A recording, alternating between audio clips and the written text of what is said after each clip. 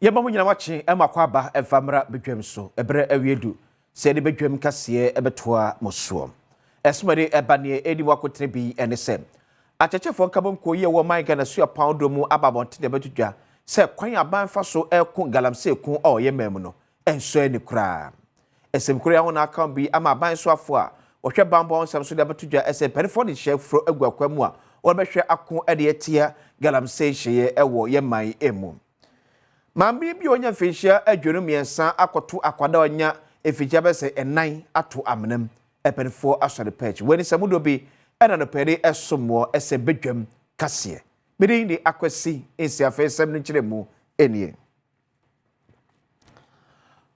Ghana suapo kase wo oman mu achechefo nkabonko nwa babonte de betudwa sese da ban afaso wo ku galamse kono enso na se ya hwe bedumebi no epechi ye nyina yensem Afa ferido na ma catcher bind no kwasema omuni de demra wo hu galamse abra wo opposition the mouse na ote bibia nsen owom de wachiche nkrofo excavators wa achichiri bi na ze nemum onyo no na the permanent solution de nkrofo a wo yan kwam wo insudo wo sani nan yebe yina afio na mejidi de oye asojafo butma dima kotin pa meyetum ya end galamsey nti mesre da ban won ma yentwen ma yemfa yankukunsaka nto na yenkada sisi ade ya atwatwan ansana mobile no waye osande dem ya kense wanya merusa onon yede nyan dwumadi na bogo na ya atwatwan nti yesra ban amampan drama ne mama yesrawara ayibe dan rofo aye boafo bomodian na motibiaran yenyimide nyim ndema bi a yenyenim nemom mayeso yenyim ne bebre ho a o kyerен de ekwana ye suggest ye kwana efada ibotum na yede galamsey ni susu do bona da achi odbeben yatum ya brana se once and for all intimesraw te meyerkin na ma sojafo wonko pam dam nipa boni a wo yensudo na wo forest reserves mina wo senen ama da achi nchima amfasombo ambo aban so fo wo hwe bambɔ ensem so eye Dr. Edward Omane Boama eye enuada no so eduro so mokokinka ne nsem a besa bosumi ensia entem ne His Excellency John Dramani mama ebaaye ensho de agu akwam ebo asere bia Ghana bambɔ nsem etimi agina so wabro ne setwefo atwenko mapani atren no ena Dr. Edward Omane Boama de betudwa esem ade ba ko ese di oman Ghana nya eye galamse na se yekasai Ghana asra dom no ede shawfro aba ye betimi aboa ama sa galamse Queen Ghana ede sunkodem. The Ghana Armed Forces has played significant supporting roles in the fight against illegal mining, galamsey. We are not out of the woods yet as a nation, but there is hope because there is a political will at the very top. We have reviewed the fight against illegal mining and have worked with stakeholders to reform the fight. The National Anti-Illegal Mining Operations Secretariat, NIMOS, is a product of that review exercise. The recovery of several forest reserves early this year, which our forest guards could not venture, was led by the Ghana Armed Forces. Additionally, the Navy supported land forces in Operation Hall 2 to combat illegal mining along River Ankobra in the western and western north regions.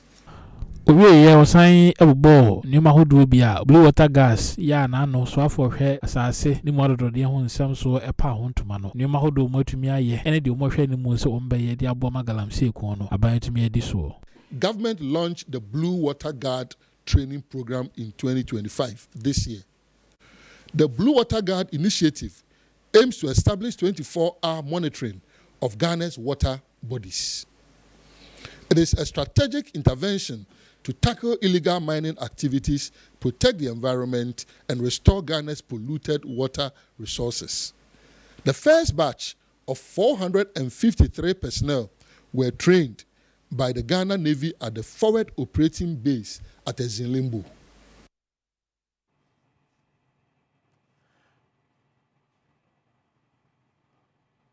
Akua friye anya mfinhia adwenu miensa ne baba enso mfinhia ennan sabno kasai akua akwagudi apolicefoɔ ensem ne bɔ ne nyina ne sɛ ne baba onya mfinhia nan no akɔto no twene amnado kodokumu amekoe no akwara nam so etinananom ɛwɔ nsedo amanebo yafo eto aso mura ana menya ne ntiye sɛ akola bi ewu ɛda eburam ntimia me kɔ hɔ kɔhwɛ me kɔɛ na yɛ nokore na wɔ se yɛ bɛ report ma police bonti me ba na me nim sɛ nipa so ma si we ya na ɔbɛnten ana wadi sɛ adwuma no nti amakuru mu ɔno na obiara aboto na ɛha obiara yɛ hu die na yɛ nyɛ nti yɛ ne police fo ne nyina ba nan ɛkɔ hɔ not me sɛ yɛ kɔɛ no sɛ na ɔba bi adi kan aba police station ha aba report sɛ ne ba ana ko fito nsuo no mu na akwala no so wanya mfie nan ana ọmama na be report say okosa nsu ama akwala no na akwala na to nsu num enti yekoye no so no na enye no correct say de all no enti ye report asem no ma asem no sisi ameka say e wo police for ensem na omofa akwala no e ba police station ha e betoto na no kakra Obatan ya ye kyerɛ mu sɛ ne ba wato no watwene no wɔdena hɔ akɔpie mu ɛwɔ aposifo aso yɛ no ɛwɔ dadeɛ so na san so na ne ba wagye ne nkwa adiyɛ fo ne nsɛm ne so mu wɔde akɔpie mu ɛwɔ inchi aban na ɔyɛ sabia amafo bɛkɛ ananse mu na bɛtɔ dwa ɛsɛ empenfo ato Zualugu Senior High School emu esan basabasa bi e man ho so ɛwɔ school account bi amoman akyerɛkyerɛfo ɛkabom kɔmɛkyerɛ Ghana National Association of Teachers empenfo ababonte de bɛtɔ dwa so bɛsrɛ awofo akyerɛkyerɛfo kromafo so bi ahwɛ na asomdwe etim na sɛ ne bɛyɛ school ni empenfo betimi asa ebiebiem edi ebasa ni oma na ya hu bebi e wo hia ase efri na hu bebi a hu de ko ye obeka ne sɛ ipacho ye machi ase enye dwuma na ye anyesa ye ma already ye ya ka ekyire de da o ya ka ekyire de da once ye ya ka ekyire aye be na wo hwe won a ye a omu ko mu krechi no e won a sebi tafrache onyankopon ahyira won a bibi kakra ba omu nse na di san krofo yi free on me na hwe schools school mo a ye kyerɛ mo sɛ mo ba be ya kyerɛkyerɛfo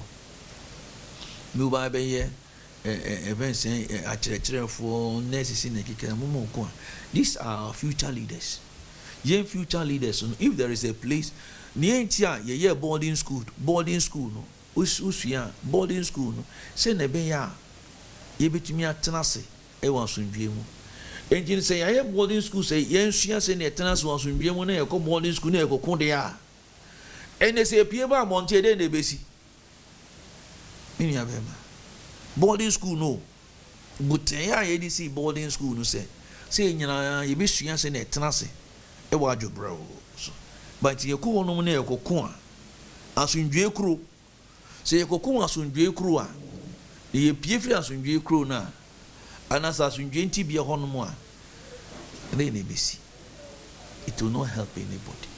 So please, our students, learn to live with one another. To live with one another. Beauty in diversity. God put us together. Let us live together.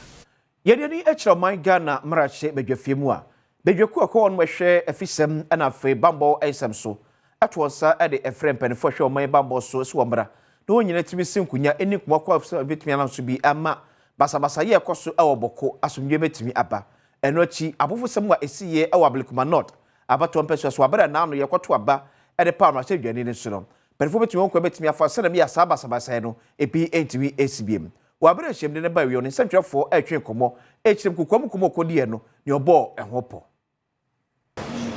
The incidents that erupted, the violent incidents that erupted in the course of the conduct of the elections at Ablekuma North, we were particularly interested in knowing what steps are being taken to ensure that those who engaged in acts of violence at Ablekuma North are apprehended and dealt with in accordance with law.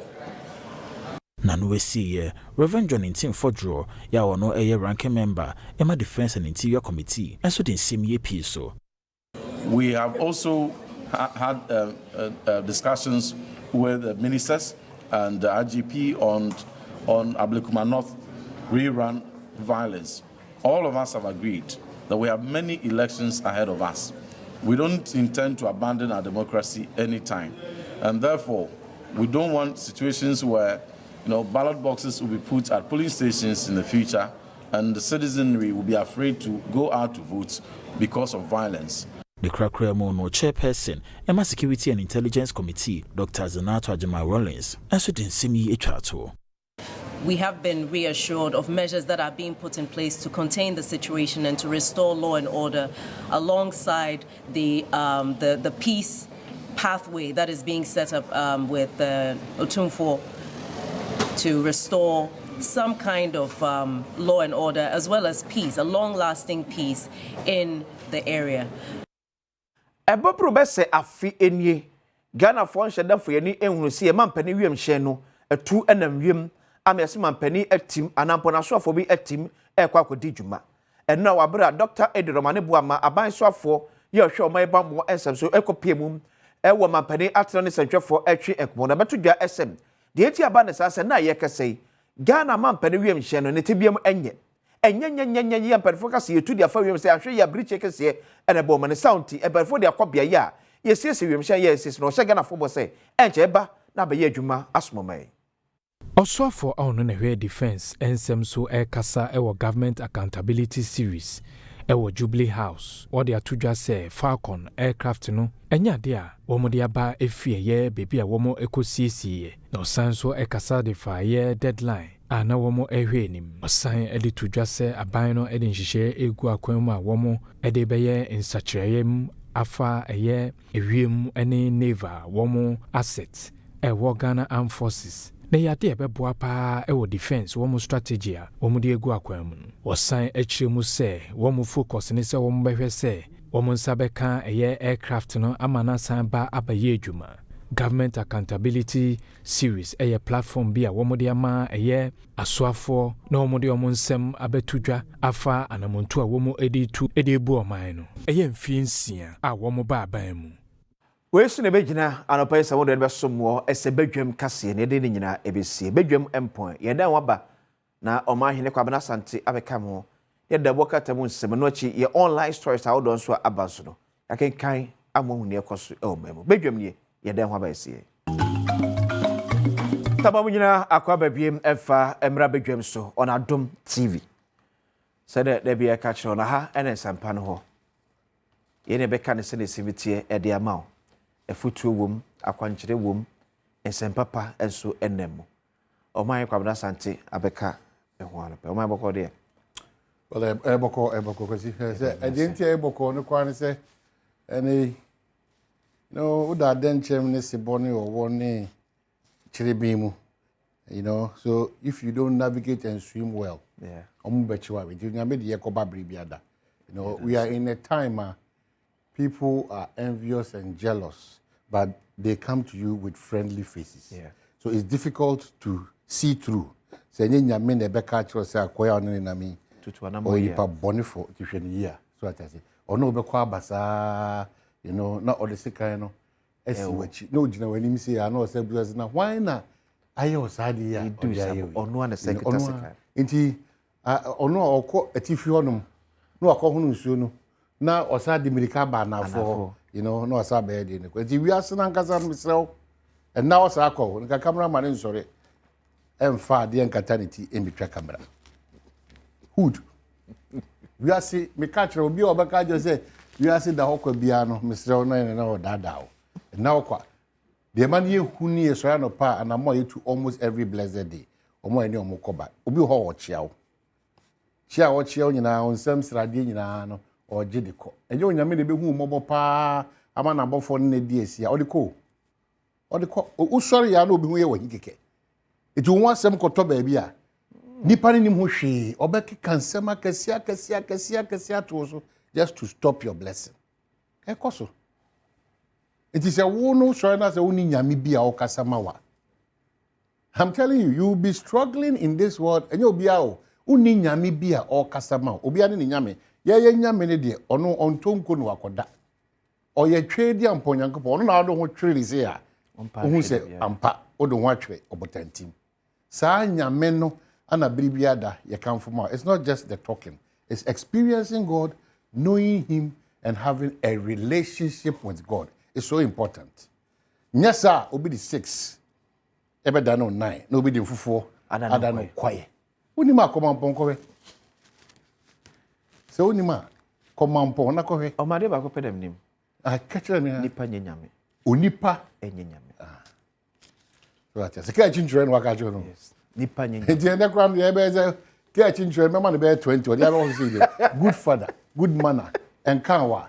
Say aneti aware pa, good sister. Na ka chinchire. But I never ko pedam nim. Se woni obi hu adwembo ne ma nipa nye no beye. Nipa nyanyame. Alright, so Chobia. O hono nso to abedam ho de bia nso to. Baby a obutu ni se nso to amede bia nso to. Ndi se me ka mu air condition na me fie air condition me jai. Me ti amana no sisi. Nti bibia ye kama. O sure as you concentrate too much on cash. You know, people if you go to Confor not this here. Oh, if you go to a year Rage 37 as far, you know. Obi tia mu say ya tia no tia is not about the money. Money is there to pay, but apomudin onya. The first priority uda nyame is your health. So and kwani apomudin all the others will follow suit. That's what you struggle and get something to eat. Why na dey achine power say organ ha oberibo. The obedi no wanya bi anida. You might not get exactly what you want, but unko come da. Ti be person me catch all let onyame ase that your priority. Your health and your key, the others will follow suit and then issue. And some of the doctor work at them, they bring my own online stories. I feel my main house is not quite benada. Intika who say apomudin komo honum, agokensi komo, I feel I say pehon komo honum, and the besa the asemi dika e de abro, akwasinsia e besa twamfonyina chro. No maybe a ekoso o man ganemu. Na me na say share asemi dika so. Na fe de abro empezem no so e de abro. 9:25 yeah, that was it. So Tim Niasha say from 5:45 up to this point. Name the here pan say na yen wi edwuma de edi Adom TV so na eguso ayekoso. Afi ne ma mienu eche sika biri biada. Ti kai say sika o ubetwa bi. Star 281 hash. That's it. Star 281 hash. That's it. Select option 4. Fagumisa first 1,000 series. Eric Esedu edebebro. Na o mine na wrap up with another 1,000 Ghana cedis. Yeah, the big Germany na aba na wiye. Daily Graphic in the Bashas, any man of the chiefs can't renegotiate sold lands.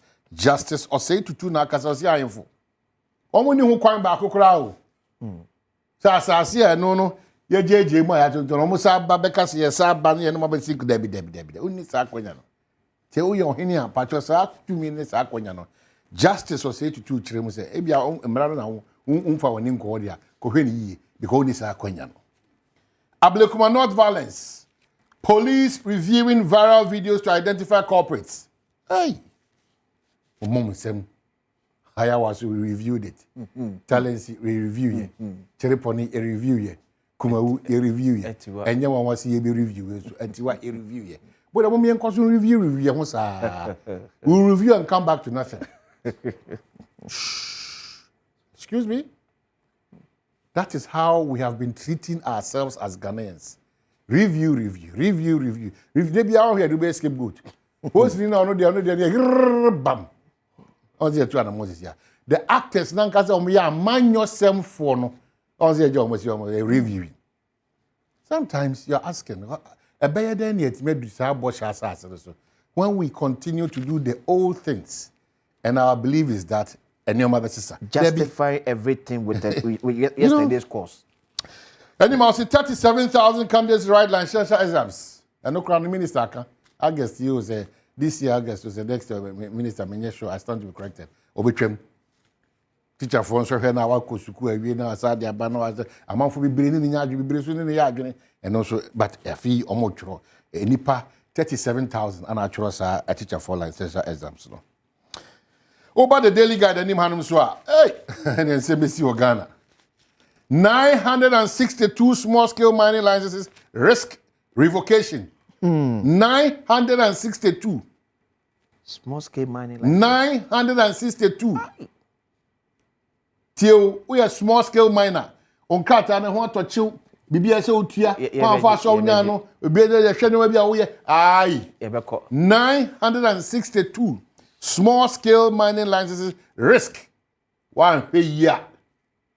aban hye bi o dey go akwam ne checks bi a o ye be hu ana ka na fidi na you ni aje krata influence eno ho asem e wa lance minister ama Kofi Boa na odi aba USAC threatened strike over Galamsey. Hey, Professor Jampo ko kan wana.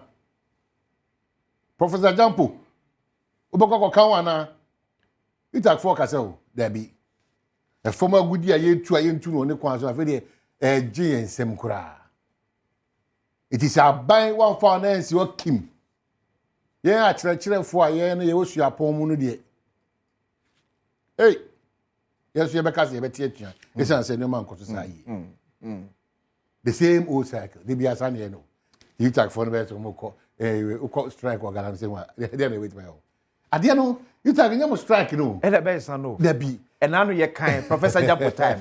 You can say strike me for so be any so. Aje. Say you tag a chef for see a strike because of Galamsey. We are going to suffer for nothing. Yes, for nothing. Coupon no more munsua de. Mo munsua de. Mo an kasa you tag the nim say. Enye we ne be mad na. You can't put pressure on any government on this matter. We an kasa Ghana for no. We need to now come back. Say the president akano. A national emergency. Our conscience should eat us up. Because President Kawina say, oh, we are party ni. Now we are national security. Now that's who to say now we now you're central. Now you're Juntuni. Obia o kasa adwumade obia. Oh no na I say but these demonstrations and these strikes. Say now no Professor Jampo with time. You try fear ya kan sen faso ni so we. You know. The same thing faso bia ma. So any market power farmer say Aniti who came to say this and now the same minister but different party Dr. Badwam. Aban bia ba o presidential jet no. Ewu Ifunadaka. Sa aban bia in opposition, a lot was said. They've come to see the reality.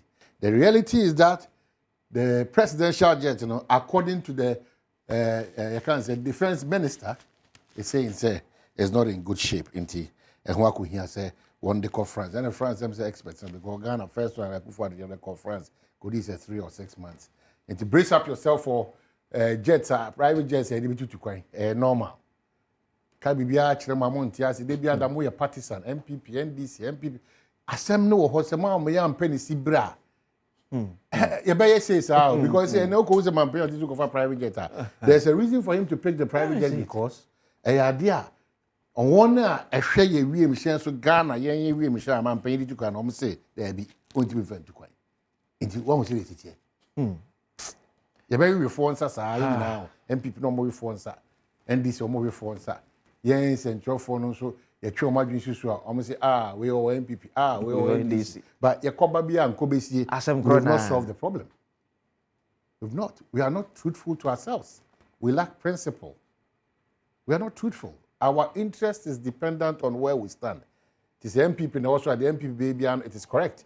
The NDC and also NDC don't make a criticize they will come after you. Yes. That's how we are treating ourselves. But we are not Somalians. So the Queen say, your jet na been for him dear force and your papa. It is almost a man paying Eddie private jet to come baby on share that. Anya buapayo. On share that. Yes, was so many sick. 37-year-old nurse found dead. And I'm who's after him who dream. Any pay did a woo anyhow. Already, oh, more brown costume twice. You pie kura na enye adwuma ketwa woni nipa edi agro kura na woni nipa na edi agro enipa trim ayesum terade hu ye nyina moboti tu ye ma oh baby omo nam we have no idea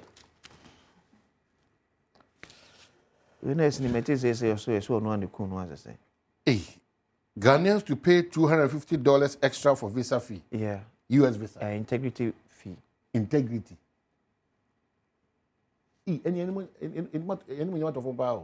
Oh yeah. Say baby do no crazy o me say. Ni America for pesa Ghana buy and ontimi nya. Say we better catch Ghana ni say wo msa ambre no krom na ne visa etaba so. So going forward ni say unya visited visa. Any other visa categories bia. You see unya visa ni we abetwa $250. Sika de to say rope to me ba. I think there's a refund. Maybe you not doing move to $500 and $1,000 can give it to you. 80,000 crowns. Oh my goodness. And you see, it's like I said, my mama raising this, I know. Pamucho, mo maninya asema e haye. Obi ni odi nkomo, oyonko pa no. Afre the old boss for the bitu answer matimi anyway adwuma. Yes. The GD e wo mu no. Hwa na ehwa nkofo. Ebedu baby no. 250 ni kwa no monji bi. Omonji bi. O ma akwesi promo. Kokokoko na wa. Ahmeti. Because the call line is quickly now. It's the online the baby am start every baby the say we Ghana and na so onya America B1 B2 visa and other visa categories B1 more or more less here under new Trump administration no also betwe be a integrity fee $250 but when for say she be say but say okona times now to me ba pepe on sabe ka osika 250 Omunim sika voice ni twa say integrity. Wow. Ghana's energy sector debt responsible for 86% of 2024 financial irregularities. And say o share a financial irregularities and penny record year 2024 a year over 100% of 2023. 2023 na irregularities na about say 8 billion. And you chem 18 kura. And so share energy sector care on more. A home contabuo prakase and we say 86%. 46% of army trainees risk withdrawal over eligibility requirement. In the defense minister also can see him as 46%. Wow. One they call asraf wanted to know. You must home chimu aduanan ensiane ebia near to me and form. That's the problem. It's a major problem. Yes, ebia near to me and fa. So how did he get enlisted and enrolled? How? 46. Say ye be at one man also ke roll mo last year. And abana o twem na ntimi anye. Say ni aba be see so mo ntimi ankodo say sa do obi esika ma no. Ntimi anform de. And for say o mo ntimi anya financial clearance no. Things are falling apart. The center is not holding. You know, from time immemorial, we are building on a weaker foundation. Let's not forget they are trainees. And you know what's an American? You're sharing in and your papa. Sharing your papa. Just sharing frustrated, disappointed, hate. Yes. And my bitterness increasing more. Mine is sharing no. That's why. If I sit now, I can't say because I can gum. I can see the web your first 1,000 Ghana cedis. *281#. No select option 4. Twegum is Eric 1,000 Ghana cedis. Or my in Kwablas I think we send it out on pace one so another 1,000. Two should be no. Now we say nya emfa supreme. E wo so yekoyi agode mu sem e na eto so. Be dwam nie e ba ise. Wow, fantastic morning. I was so agode mu sem na eto so say be dwam wo kan sin sam na to so. Yes, a fantastic out and open so dia back. It we say nya do rabia e Malta Guinness na dia sia konkonsa. There is some idea, bro. Malta Guinness. Makacho emfa ho ne dwuma dia wudi esa Malta Guinness. E wase na ase ye de e Malta Guinness na kan ho abrebia ma. Ye de e ya kan si bro no pa bia. Sanso na Franco Trading Enterprise from Papa Fee no Franco Trading Enterprise from Papa Fee. Appliances Papa Fee e Franco Trading Enterprise. Anya sam ketwa. Now Bernard Padi will tell me producer Kejuana Nkasani Eric Asiedu Buadi. Now, they were shot here, but and I make 1,000 Ghana cedis. *281# select Adom TV. I mean, 1,000 Ghana cedis in near nano pay. *281# Adom TV. 1,000 and I'm a day Mawo. If you say Sahina Ultra 5, 10, 20, 30, and will be dini poto, also with me DB at the good botomwa and yasam ketwakra. Give a shot here. Now, Director Nshasi from the Black Queens of Ghana and Hunsa Mansana. Achieve me the winner Babe Wumona and ne Empire na Idranano 4-2 on penalties na the Black Queens to Mijamana saw a ball Algeria for the first time since 2016. Ghana through to the semi-final of a Mano AFCON no.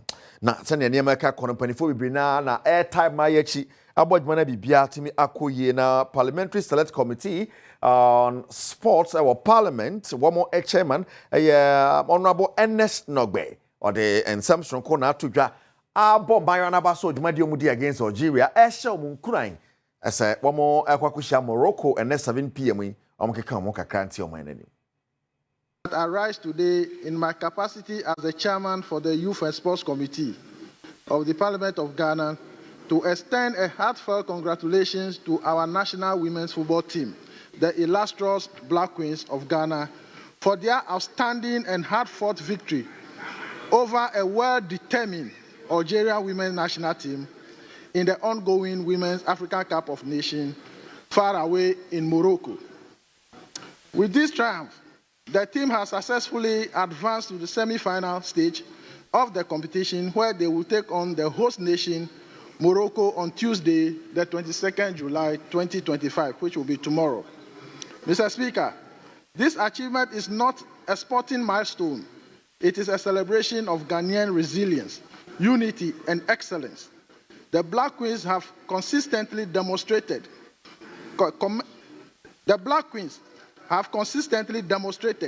commendable resilience, focus, and commitment throughout the tournament. They have indeed represented the nation with dignity and strength on and off the field.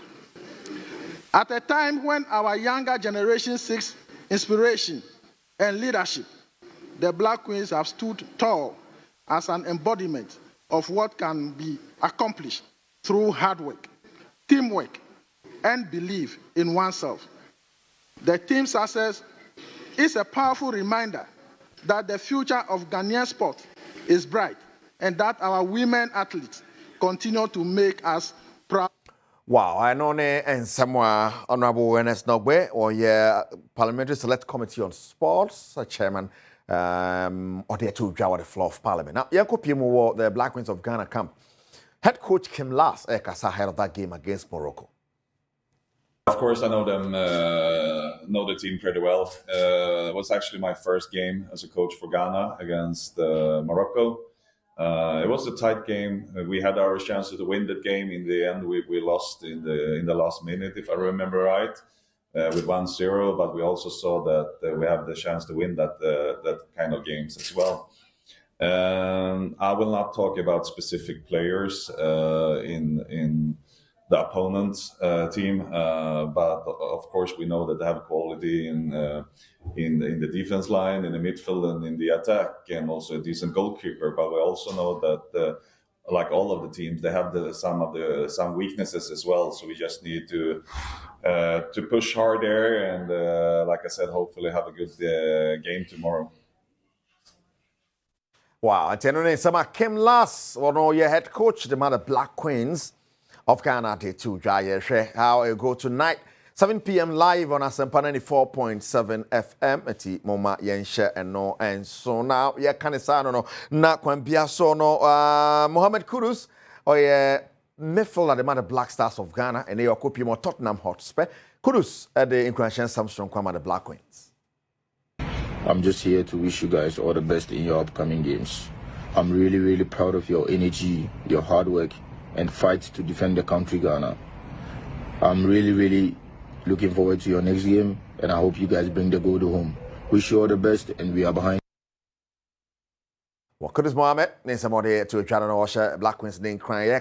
Ghana players no Antoine Semenyo. They castle will feed Bournemouth forward and the likes of Liverpool teams with Brennan Nepe Antoine and Court were extending a contract with Bournemouth. Watch them the NTL to Bournemouth for Uncle Baby. I mean, if you go somewhere, you want to feel wanted, and I didn't feel that. So this was my safe place. I felt wanted, and it's good to be back. So yeah, it feels great.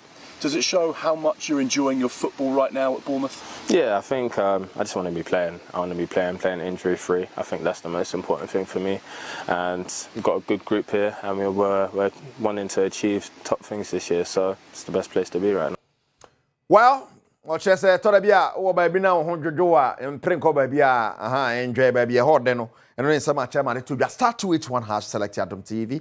Na fakakre gusu na menchos Ghana no pay 1,000 Ghana cedis na ho me de 1,000 Ghana cedis. Obo start to each one has baby sales station member Adom TV. Obo baby sales ahina wo twa na fe wo de bia go so 5 10 15 100 no 50 200 300 na 1,000 Ghana cedis emfa engu botomo now you go so national teams no one more catch no mama mo the Black Satellite of Ghana. The Wafu Zombi tournament near Hesi between me and so now semi final no and Cote d'Ivoire HN no moyen and me need a hot crate 2-1 and Yansam get to Accra. Na Coach Desmond Affair, one of your head coach at the Black Satellites. After Amfano, Ninsemni. It's hard to explain. It's hard to explain because we felt that the boys were ready for the game. We started really well. We knew how good Ivory Coast was going to be on the day. We knew how good their individual talented players are. We went through them. We knew what they could do. We started well, and I don't know. It's hard to explain now. I need to watch the game again a couple of times. But I think I have a feeling that we gave the game away in a very unfortunate way. You know, the penalty, it was unnecessary. After that 1-1, we had a big opportunity to make it 2-1. We missed it, and then we started to lose grip of the game a bit. So yeah, difficult game, and congratulations to Ivory Coast. They did well. They got the win. So we have to learn. We have to learn really quickly, and I'm proud of them. Despite that we didn't win, I'm really proud of the boys, and they gave everything. In the end, it wasn't. I don't know, dear coach at the Black Satellites or dear Toy Jack, that's what of fair. I am more taking us an apology, kind of not, but now, who free you more to him. I be, ya come more to a motor Guinness. Yeah, the idea from being a bacoto. At the occasion be away, be a one day some motor Guinness.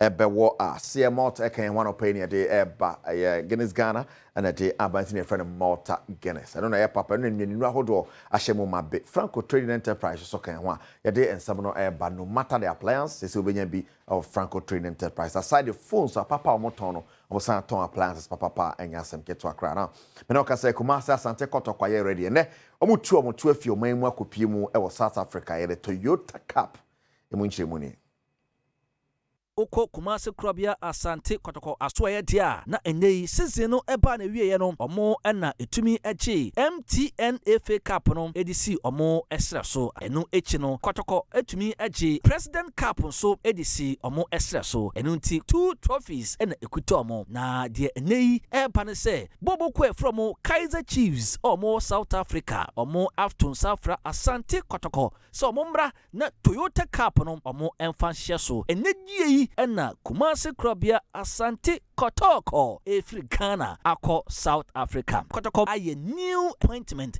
make captaincy aye Rono sisi ade new captain Krabia edi captain Ambano Ashanunsa aye player ye freno Samba Onel sa Samba Onel enihwa na sene Harry Ansu and Airport and afi so third captain no eno ekodiama Lord Amwa.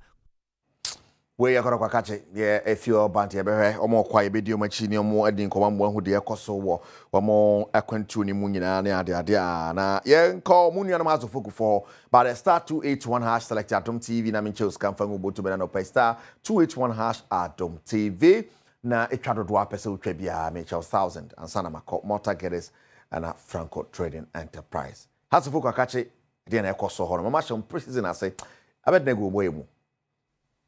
House of Folk bobo kono ebreki omo players na Endra and House of Folk etumi ma players ni na no omo metumi ni omo adwuma no eba camp a chese omunya bretin din head coach wapa coach Masoud Dudu Dramani enei eye the 2 a chese de tosumienu a has ebeye training ewo Pobiman Endra ewo training a course wo Pobiman no new players a House for aformo any place bi a omo pese omo eso omo hwe justify players omo ina so tumi ba Manya, Cody Dramani, etumi access omo makofa former baby no goal star striker, your friend Prince Kobro Usu Somra, no mabwa House of Bobo Ekuno, Seleba metumi ejiro na so ye pa. Enyo no nkwa na eba defender, obetumi aboa hemophobia etumi ejira na so. Papa Ademu from Golden Cake, way any place menua officially House of Folk etumi assign omo. Enu ntie nei pana ya de to House of Folk so no. Bibia de demu a enoma ekoye se House of Folk ebetumi assign players bi na tima na kayenim se kaneno omujira mu na so a omaje CAF Champions League agi eye Super Cup Confederation Cup no House of Folk ebetumi asan ejira ne nai so. We has a catch it now. In few crying was more former team manager ni Saban Kwe ne nyamiatom ne ho ator na ne ho fa no papa and ne ho ton bania ade na o chire mu say wono special ties with House of Folk asenka the man who din ye mana soro jan na so waka no House of Folk e bo no modern na House of Folk kona nim no na wo bo mpa ya sere say betumi akoso ye dia matim no. who yet man, many self-interest. Yeah, Falcoma, who died, man, yeah, come on, party, man, yeah, my young for me, yeah, because I don't know.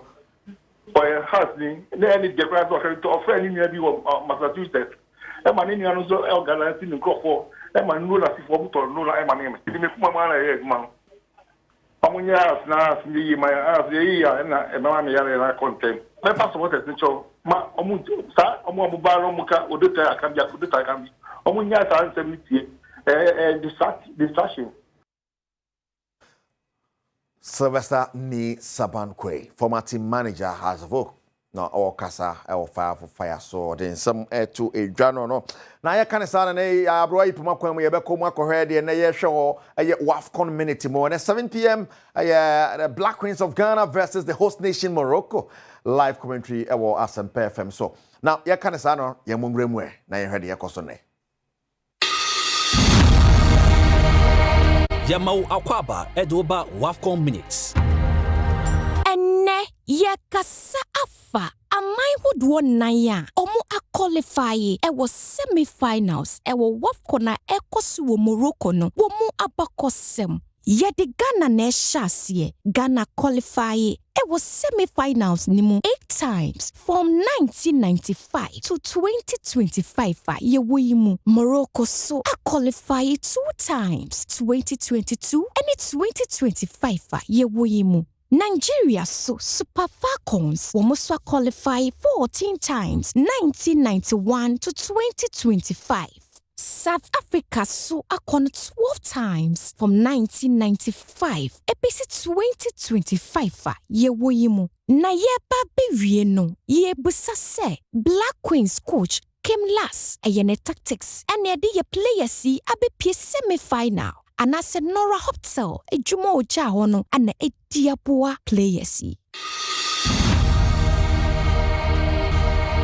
Wow, and I don't know the share or WAFCON minute more. Ibe kuswa kwa kusise tournament no ebe back na wiye. Now, mene okasa ino no aka few 1 or 2 be the back on me first 20 na du na my first draw. Enti me patcho me enfa kakra ngum ni enya draw no na bibia enti me enkoye. Yes.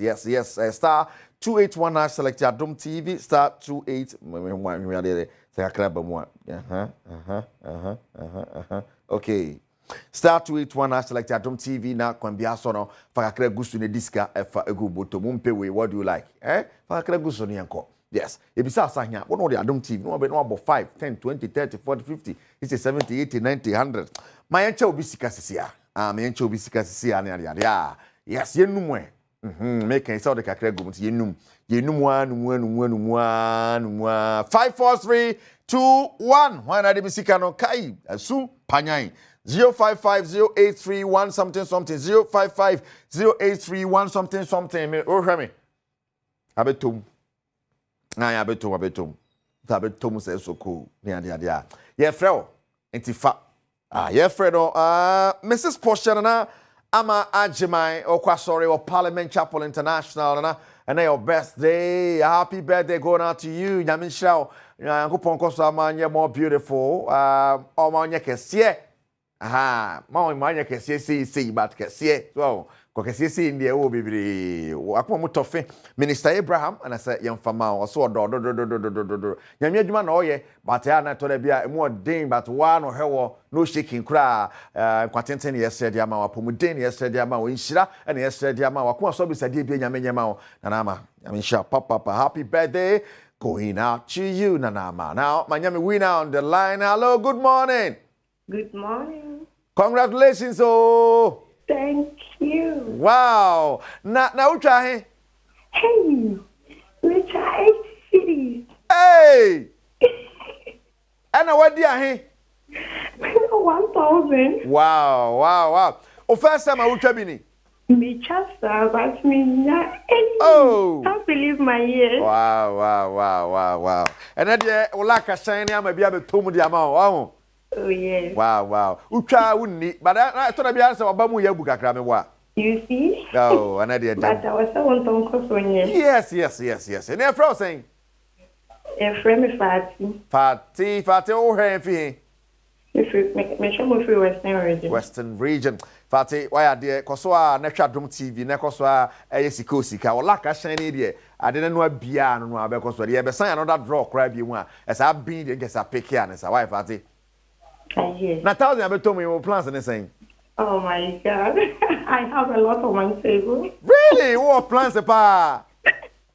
Wow. Wow. Kaba ko kire me. Kaba ko kire me.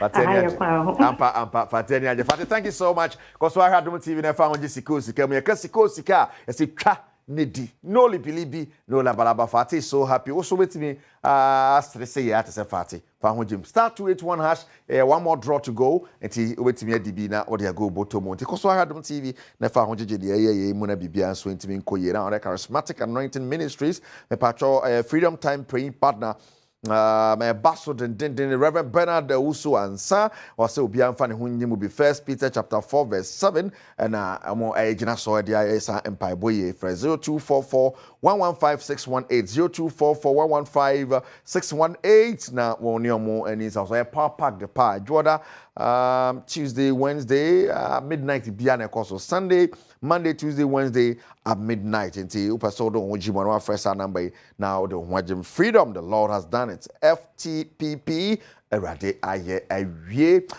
Franco Trade Enterprise numbers 024 642 2338 024 642 2338. Sansona 055 593 9311 055 593 9311 na kwambia so ne Franco for this house francotrain.com on website abibia betumi ade or niam bia check ho nya wa oda e dia o fie ane dia bra Franco de jejejeje kama pa Franco ane aye Malta Guinness na kan one of ya de samro Ade Ebro, Mr. Samuel Doduno of Kangen Water. Fantastic morning going out to you. Kangen Water, Jibabia, Kangen Water, babia. Me fi Dubai never. Me call Kangen Water, bag boom, me call your jabo. So I just observe. Where's from this water? Where from this water?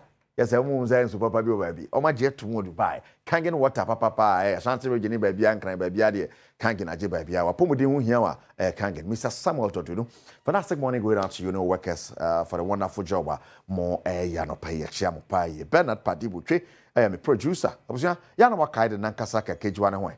Erica Sidu Bodini. Mrs. Fiaman Quatamaclo, Eda Pomodion Sama shell lies here. We are na ya was a person swaba. Bedroom ya packed and nepa Coswashing.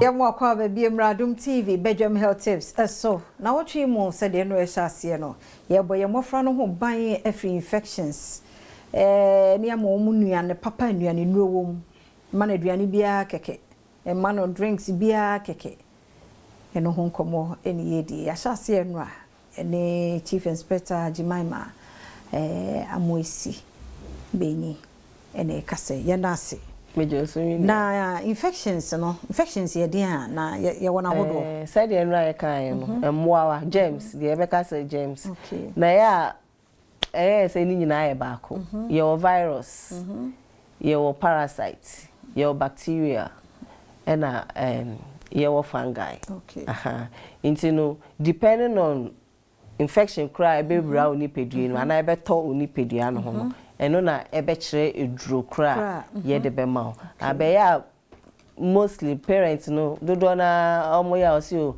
me ba na esi wenya infection na ebi akota antibiotics no dey treat fungi o dey treat virus into so we say virus wo ho bacteria wo ho parasite wo ho virus so na nti hwan akra no fiti hin no betimi anyinya sa infections e body akra no fiti time ayawo no ekosi 17 18 na wo fo no na caregivers munyina amoka ho even though ye kan kwala asem but munyina amoka ho na ebeboa ma yetumi a prevent sa emwa wa na ebewura nkwala no nti bede no mawura nkura no akra de so ye keto say fiti yawo no nye na ono de so oni hwe onkodi mfuturo mu agro oda no baby nti mwa wa no ebi wura yemu mframa ye home no nti no bi wo mframa nim nti ye home a ye be home bi akoyemu de ye bedi no bi so ansuo anase aduane no eno so mwa wa ne bi wom ena biso ha oja ne nan a anaso ojenso a baby a efa ba no eho so mboawa no betimi afa ho ewura ho nti no o da na say bia wo etwa te say kro bi wo ho a mboawa ne bi so tumi fa ho ewura ni pedua ne mu tinkura ne nti nkwala no so ye manu nufo wo maame no onufo na o de manu no wo di huni wa pepa nufo na no ana o brazil na ebo na no na wa sha throughout e bia a day two because oh me wo fie me nko baby a international na wo sweat no mboa na build up o de bema oba no so wa pepa nufo na no o de ahye na no wo say ya pepa ye no fo na no yes nti no na wo sesa o brazil no every day nti na no so na pepe because sweat no and the a breast pad ashimo and so be sesa as often as ebefo efo a na wasesa aha nti no one protect ho no one manufo nti no another entry point wafa ho mframa na akwala be nti na akwala ya won foforo ya esi o man microphone time besra no man microphone suso ni mu because nipa na waba no unim baby ofi unim yare owo wabowa nti akwala no be home obenya and yes and sound so etimi I know the main infection prevention oh baby oh akwala ya nice so make e bia wakoja ne na wanhro ne nsa e bia obody ne nsa to baby a eho do ni baby a mwawa no ho wanhro ne nsa ode abeso akwala ne mu akwala no so yesi ode ne nsa na ahye nenum ha nti ni nyina eka ho na ede mwawa no ko akwala ketwa ya wo sa ochenya mbwa ibesa to aso enti nkomo na hu hia batan nom yesro brand ya asesa no boga kan wasesa mo hu na heat no kura betimi ama no fish so heat was ye ho na e bogu brand mu no anu odin yeni di san komo we na mo aye yensa hohoro na de obu aka pe no aye offended tese oye obu ha o ma ne ba ho o fofura wonti ase sa ne ma ne ketenketi tie no hu komo ne ye die infections akra ya wono foforo no wanya cold by way weda home fasedama endpoint for me party clinic we are ready eneni ni nkomo 0244867068 mididi afia amankwa tamaklo kwa hode wo ho china ibesehia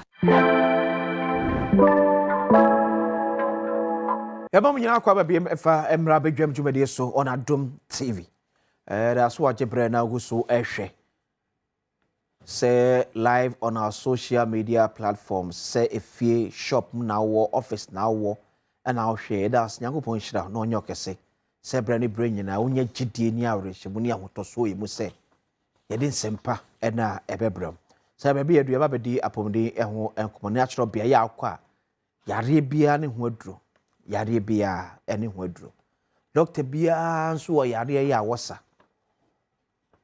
general doctors here but specialists so ye pa make us say under 20 wafo B tournament no live on Adom TV yes under 20 wafo B tournament na ekoso no live on Adom TV me banam no abedi eho ekoma chirichiro bebre yakoba Heba Hospital ye can say dompemu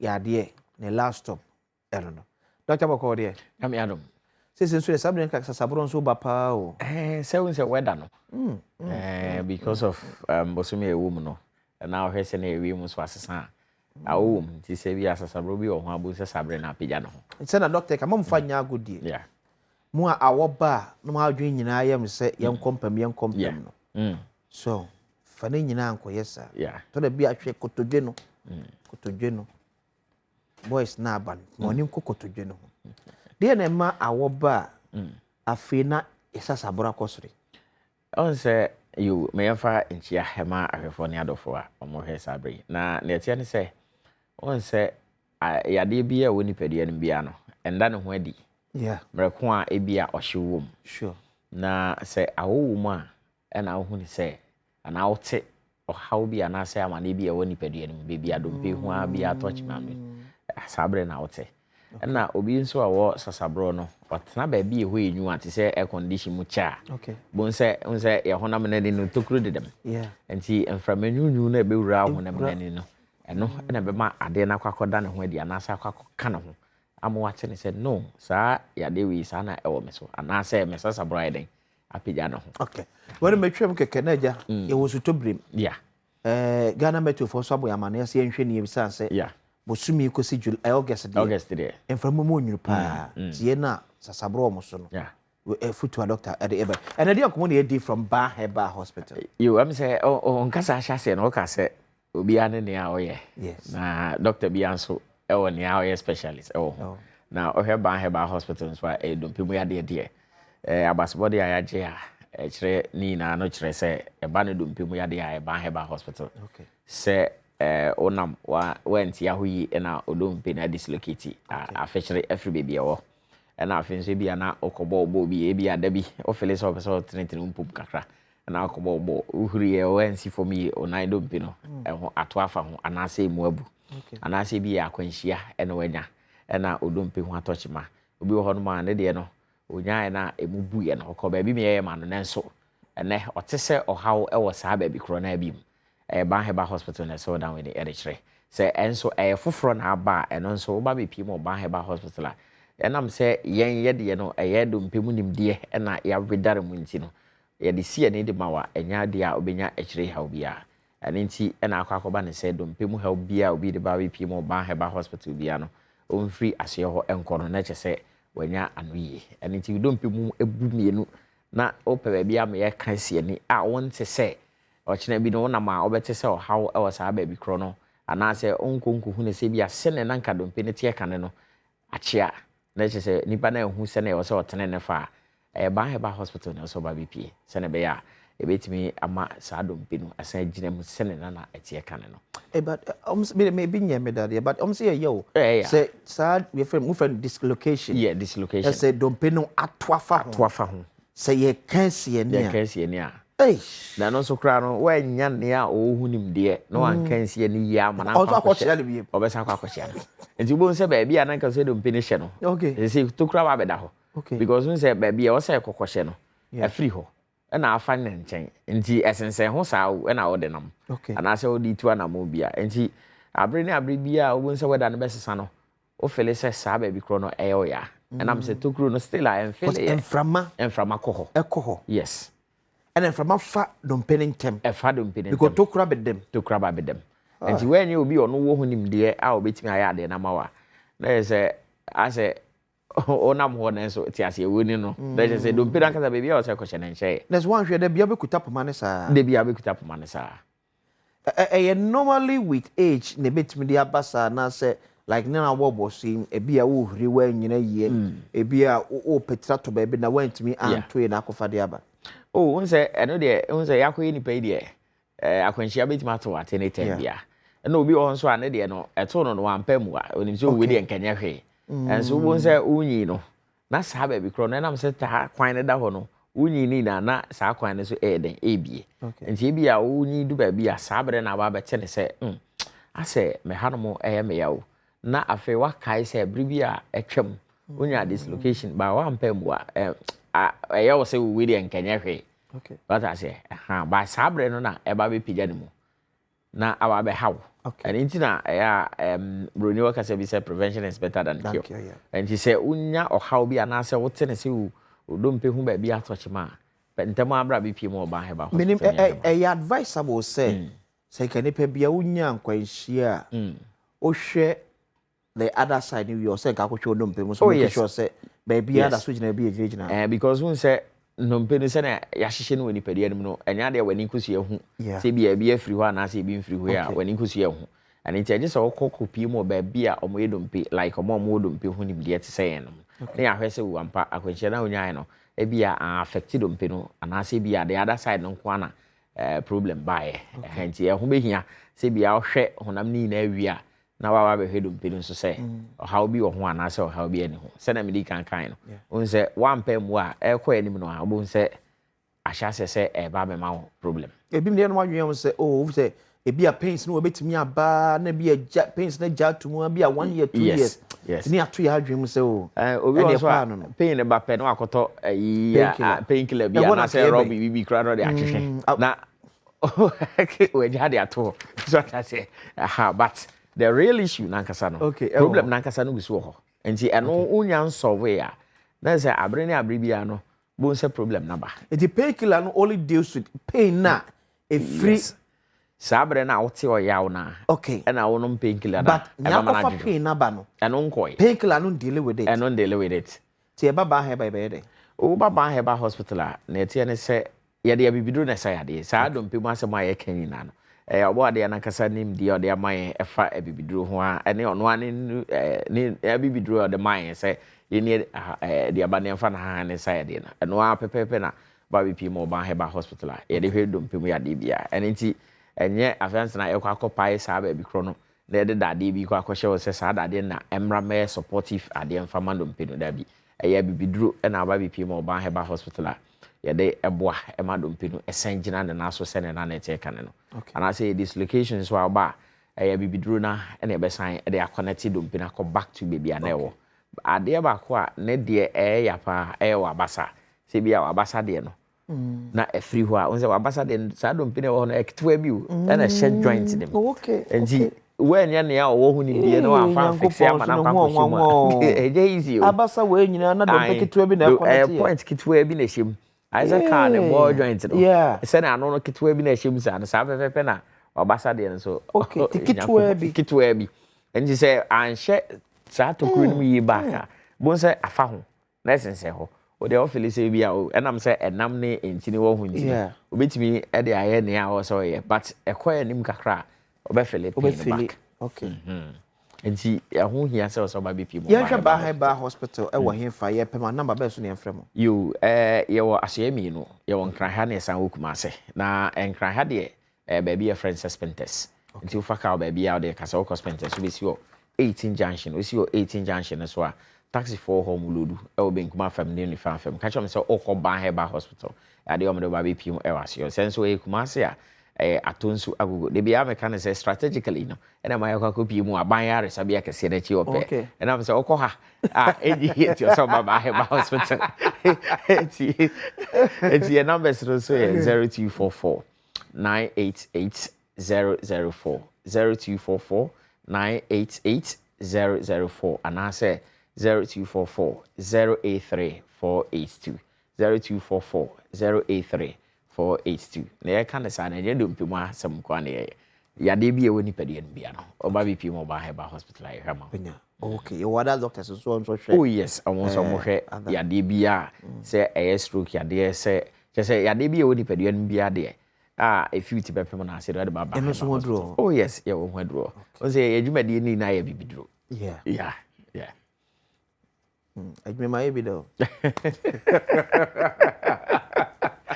oh sir oh fine oh yes there be abeka say ebi enhye da nyabre enkyiremu de enti o say so ebidro okay and ebi nipa ba ko menu miensa bi be fra ya ebi di sika pe be di wo manimu yes ebe say ebidro but I'm telling you say edro pa de kenwa na ebidro kenwa na ebidro kenwa na ya ahmetie ya yense o hwiegu cap na so o bo a adode ti baby bia yakuye mo mu na yensusu yenyin free cap no mfa mra 10 ne 5 million no baby bia amafo beti ase oh say enokra no no no bebre so a okay yeah na eno so ne ne effect o ngene kra se ye unya no anunum na cap no de bom say nya doctor bia na David ya vera say be say that say ya be come na mobile numbers ni be for my sene be ya you numbers ni 0244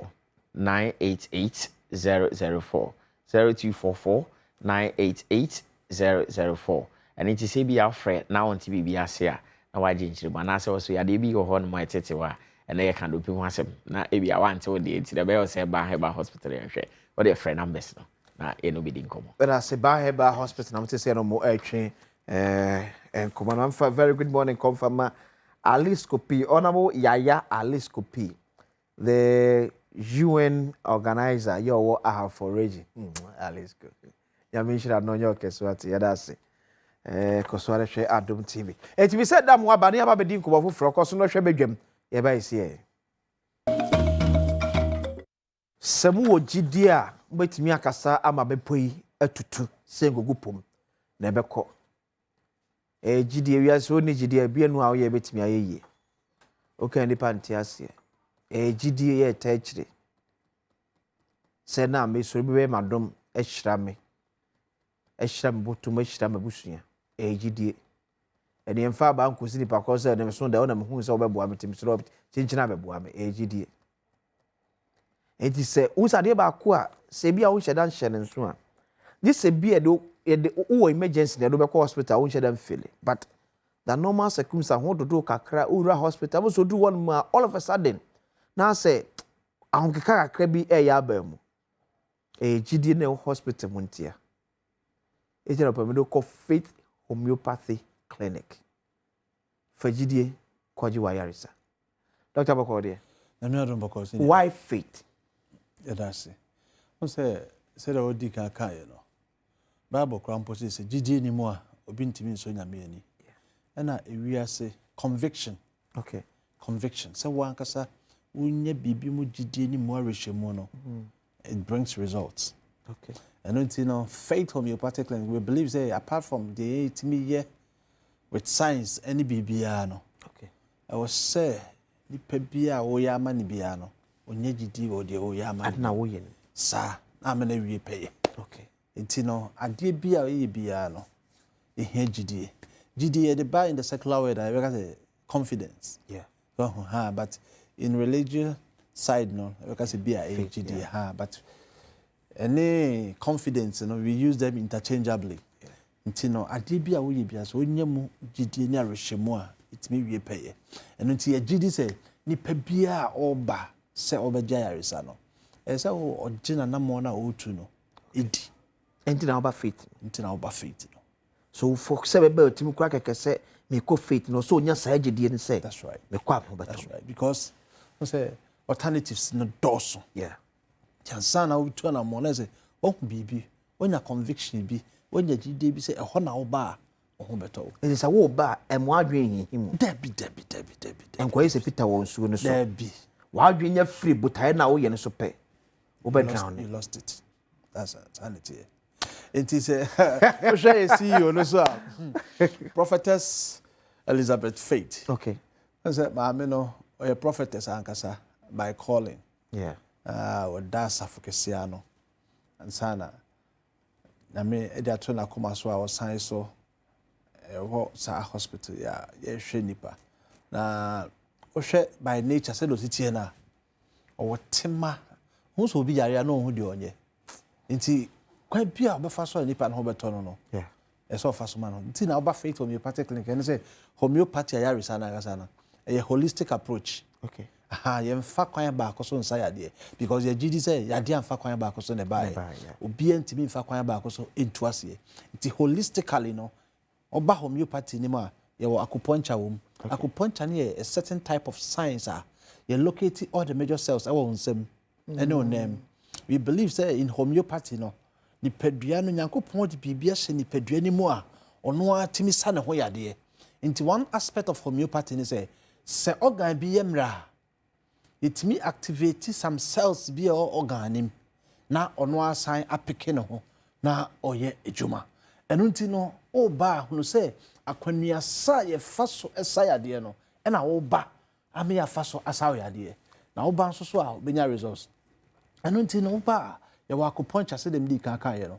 apart from acupuncture na ye physio and massage e be du no mu a ye wa ayurveda ye wa the herbal medicine and ye dey bo adwuma gidigidi pa and na the conventional medication ni nyina no depending on your particular condition situation na wo dey buy say dey tie no na ya saw yade kama na oni me be ya adwisa sabre aye ka say ewiase masaka bo mu ko ahwa apomode so da betu dwa me say the way say yade atiate say no this year on sen kafi bia ka ye celebrating World Health Day yeah but this year the World Health Year ya dedicate ya feeling to health because say ennioma ekutia ya pomode no adoso nti o say ankrankra bia e de ne ho je ono akasa na yaresem so pese onya pomode a untimi nyae ma doctors nko a it's a wow do ni padua na mokoba no ona se bibi touch ma obedi kan hu no kane na wonye hu a anamo a obetu no eboa pa because mpempe no ya na taka say early detection in any condition no is key eba pomodin mu a early detection se unhu ade ne ntem no eboa pa onim say to da bia areho sempe wo ne say opani obi osika or resources ba na ya bia hinta no ye be hu na are too late yeah asay organ no and organ say wo ye mu nyani nya na replaceable enu ti no ye be ye bia bon say anyi no de ko nti no da bia ye pese ade e fe no self care awareness ye create emma won kasa wo hye ni padua ne nso se de be ya chimato ne sakraye bia ba obetimi ho nintem because say nyame adom enu papa ho mfidie ho nso ayetimi detect yade enu nti na faith homeopathic clinic ye tu yensa fro say bra na be chef fidie nim na yen scan ni padua no e bra ye wo mu according to WHO say the challenge of the 21st century is how to live healthy in an unhealthy environment enu nti no obo ade bobra no ye akasa activities aye so obetimi atena se apomden ho wo baabi a apomden ni eni ye ya say environment na akasa ye unhealthy ye ya say no he gates aye te ho ton ade so obo ade bobra ya say no hwe bola ensuo to atwekobo sukesiem say sukesie ya na treatment obi o pipe na obu no enti no ya say environment no enti abeye challenge for us to live healthy ebere bi atwam ka oduru ba bi na ensuo bi tene a ultimate contomira ha ban bia na wa se bia no na ko ba bi and na ba na ko try enu nti no ya say environment no nti no me ne wo ye tim no ye pesi nya apomden a o si etu ho na mo it will not come free or cheap they say ye de ye akasa ye de bo ato apomden so enam ennioma bi a ye ennuane bi a ye die ni kwase ye die ennioma bi a ye nonom no anyhow ennioma bi a ye abuse no painkillers bi ni kwase nka wo fa wa wo bo trim de fa mesro fa ni nyina abra faith homeopathic clinic na ye nje brain hwehwe ni paduanim na ye ntu ase mfama wo usisi na asha ase ye chia na mu ye oya no wan hwe ya condition bi e fe no spondylosis so unya sa condition na e so wo chika se ni condition be no kasemu hawo okay spondylosis e so wo chi bremu your spine okay no ko chi be si usisi lower disc no na asom eno na mani patent be tiatia by force na de bia na de bia na okwa otimi ko ngakanga na abekwa mo first spondylosis na sa condition e ha dripa e say you say e ha nipa eno na mo say cartilage bi e da osisi no entem ho no etimi na kase I say car gragra no gushi no okay and the serve as shock absorbers okay ema oni padua no ema joint any joint etimi keken see any without pain enti eda kase ne kase ntem bia kase ne kase hye bia se bia wotena se a onte se kase na kase so enkensi so but eno je ne ke be kensi so no sa pepepe enti hu se sharp bitimi ba joint ba bia entempa infant na ho sometimes na asha e fe bi wear and tear okay ewe na wo ho no etimi san na asha se ewe tie katwe na wo suddenly on say bibi koso unya hu ni sa penye infant na ho faith we hefa fabra Santa Maria Abuya Junction here and cry here Santa Maria Abuya Junction faith homeopathic clinic e wo ho no me emfa ho ne de ekoso oni pedi o de fabra bra o ba ye won fidie ne wo nro ye be gemre e fe baby steaming o ba ye betimi steam oni pedi ani nyira okay e do be shade bi na o wi a wa kasa e hwe nsu ankura ba na esi so tani bebie biewu ntim fifire ntim ntew moje ntim ni afu sane srade bonne na esiti ntim a ama enak obi ntim na bi se obi pe ntim ada ato so 4 hours ohun bi da ya nua ba akọ chenchen o se me money din was for the past 10 years no ntim na nto so 4 hours da until last month 4 hours continuous sleep Abra says normally no enya kwa na 8 hours. Yes. Na 4 hours going to mean that. Between 7 to 8 hours. Yes. From the age of 30 to 65. That's right. So to me that between 7 to 8 hours. So this is no na 4 hours. To me na 4 hours. They need to take intermittently sir. Continuous to me. Unto Everything faith homeopathic clinic here to yourself professor. Adia ya. Okay. Bra. na otimi da ya no kwa wo nsisi e de ma oni padua no ya na wo ya yalesa nti se untimi nsa na nka ho a ha adwene bra faith homeopathic clinic na ya mo so dem di kan kan no ye was Santa Maria Abuya Junction here bra ne mo number be se Kumase na awo de a ye wa hinema kokobin 18 mu ho a Takrade ye wa Naji police station jewa na ko dua fo nyina ko Landry Managers Road eno wo Poly Junction so wo bogo so dia ye old asida boga abronsa na chi eno ti fa number we ne friend 0540 710 940 0540 710 940 and I say 0547 57 8494 0547 57 8494 ya die bia one notice wo ni pedua ma onim se na entisa e free condition bi azoospermia be ma obo adwuma all right but ni hunsuo ni nyina agene ndi na adwen se o ye be ma oboa wanhwe ya oba no be wo ahyew o die ba kokora ni na yetimi emoa faithful ever sipe ne anopai beda so be kai ho na eda sepa mode ensempa sei abre be so mentra honum e ma ne nkoye me ho yanka da bia be kasa so se sa o pese o moka bebre hospital enko hospital abra yare mo ayeden on pese o moka bebre hospital menko abra yade mo ayeden o sha sete twen kakra bia no akọ ne akoya ma entina bro ne betimi asu ka 10 years na da so te se ne oto ndada oto ne mo na because otinwe kakra bi be kwa me akwa ne esisi your body your health is your life and it's your worth and fanya good fit yame echita so happy birthday eko obi a wodi ne birthday enede obi a wodi ne birthday enede bia no happy birthday enko efa me kwa bana ya beto aso mo birthday wishes enso ehodom hwe ye ba isi okay eti abibidrom okuni nankasa mu ofia ebi amikam so tinkran bia wo hyeda ntiase ko mun kran mu hyeda hu abidro nchesa yene afri kuma say bale de yes yerim dieka sata boka amia na woka Dr. Uso Chamone yes emfani fueka ti enye ne dia abasu bi na ese ye na bi no mo na etete free tete busua ejapade nyam de adoma busua no to bi o kuma se de o ka amia onim se epipidro kuni na kasa and the doctor Sheikh Ami bos doctor mi aso bienka anka on so and they can Arabic say assalamu alaikum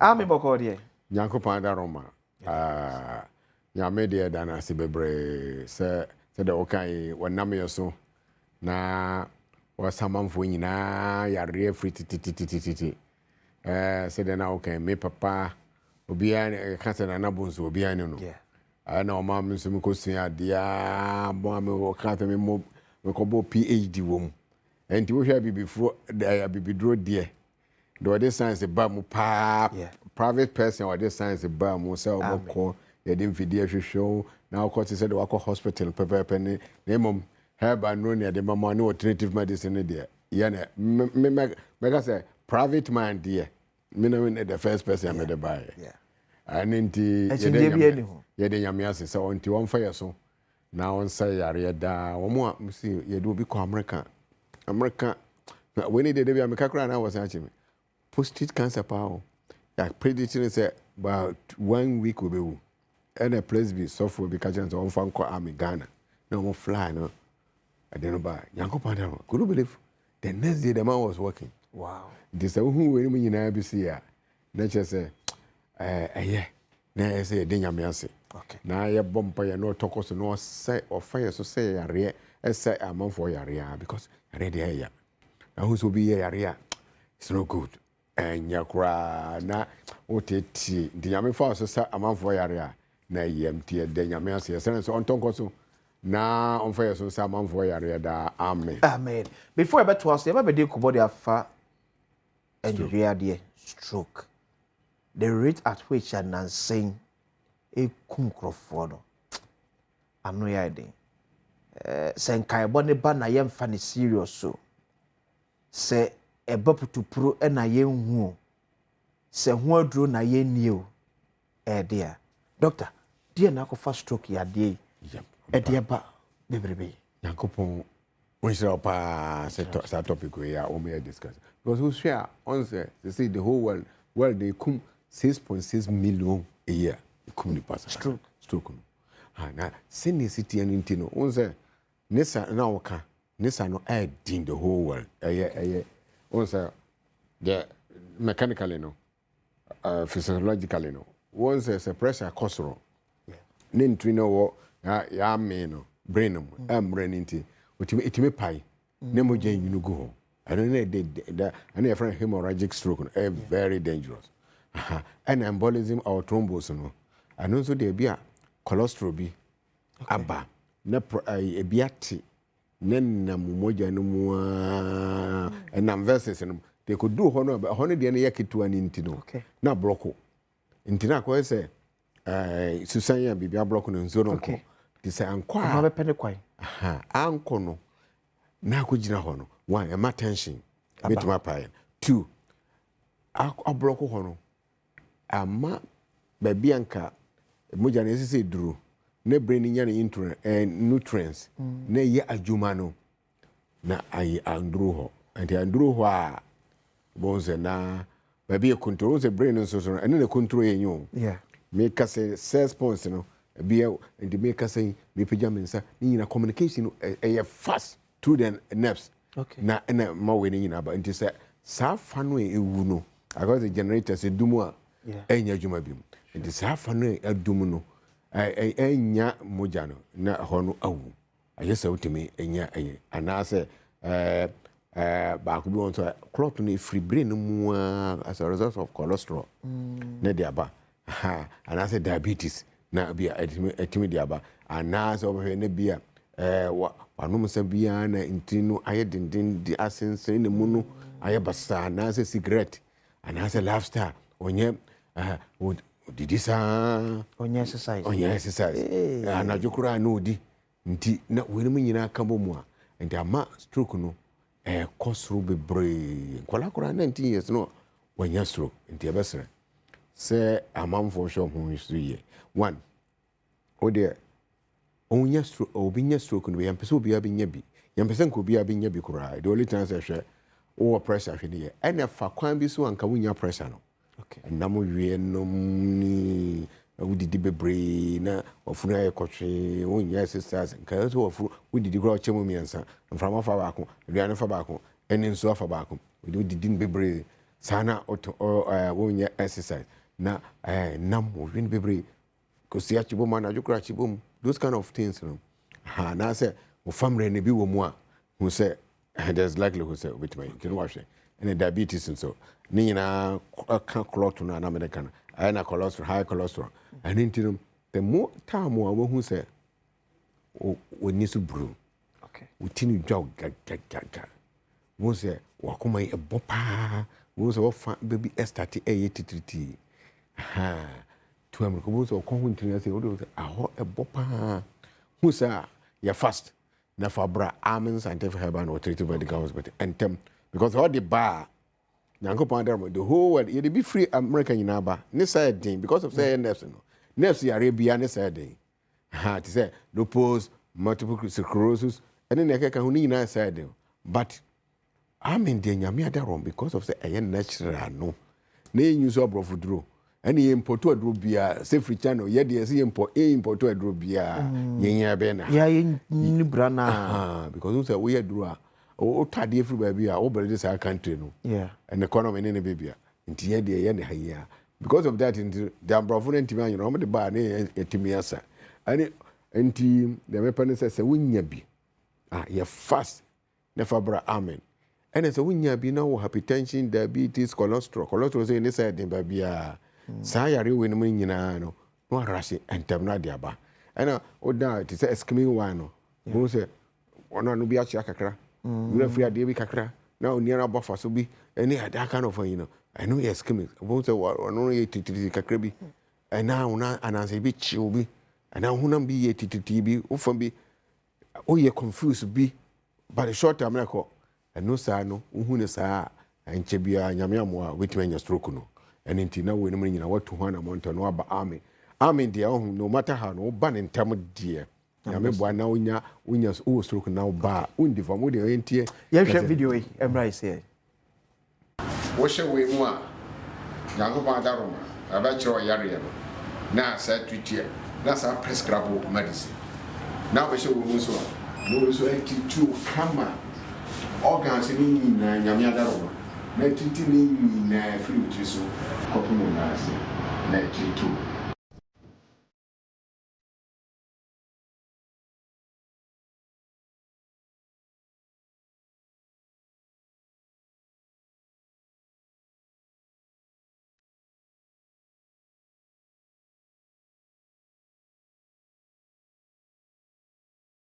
Me no chiefo hospital me no go so na me wo he obi a wo pe na ho din ne won bo mo den won bra me no bo so me ba ha no no me hu na mo eye me ya de ha me ne me bibia no me de me to machine so and the machine ni shake me ye pa Captain Smart ka wo mi ati bi mo manje ande na mo na da man kasa ma be ya witness ne pa enti aminu bo so nyame nhira no oma no nkoso na djuma no enkoso enchese medamu ase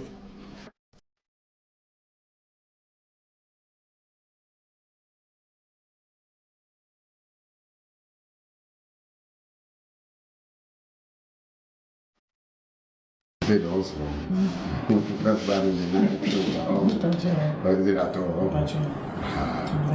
Apaya de bia mana promadwe ne metiaso so to bia awoya bia momo de so be de obewa eti adanse ye ba nko ano we kombo bossa ma said the make we near the to stretch so e bi no ho a wo say o da stretch so na mo ba ni na obehu so obokọ akire a nso Yankopon daruma when the form obehu say atonso a ko machine no na bibia no Yankopon daruma bo say ne nsa no ntimi pejo ne nan se mami no da wheels anso nyame adaroma mami ba ko no esun but won say nyame adaroma o mu nyina ho atome e bia next week ba o say bobo bebre de achira manfo ntia de yampe obi aba yare ba se wa yare a bomoden a no to america no aba amentem na ya sawere because afidie no obi ani bi Ghana obi ani bi na West Africa akura obi ani bi yakura ye pedodo ato no yenya only 7 pe and their branches and 7 pe na wo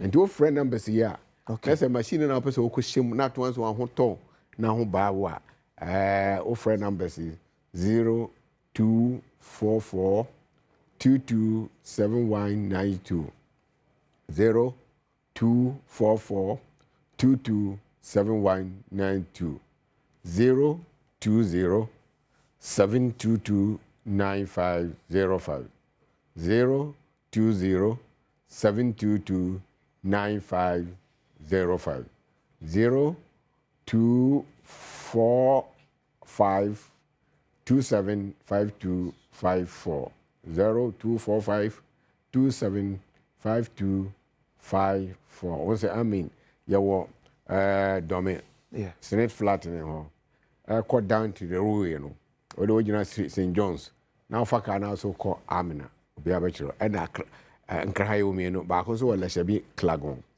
and before so we do under bridge no offer da shabia before so we do under bridge no ye woni fa so ofra shaman so a o tra under bridge no a ye wo bonkum so ho ne ye wo Ghana o say ye wo me no kuma say ye wo bia me no bebre into the ye free numbers no a na direct to kuma so the offer ka so full house ko Dr. Me Achuma Techima, on the Obacosi, and other branches.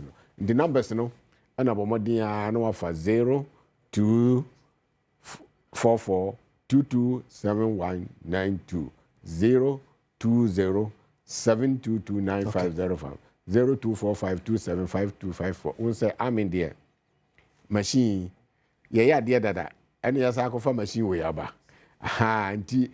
yahwe yare ese no bia se de wo kan Yes. presently there and into o de fa yare bra se ne tie bia nye stroke nko an e free tiri so kopon wonanse mfide no hyemu a esa ba bia wo yare bia de yenhu no ba bia kora wo de fa bra Dr. Besama na asa treat you na ye de wo nim doctors Dr. Sheikh Abibo superintendent Scientific Herbal Hospital and I'm what is no etwe kobo.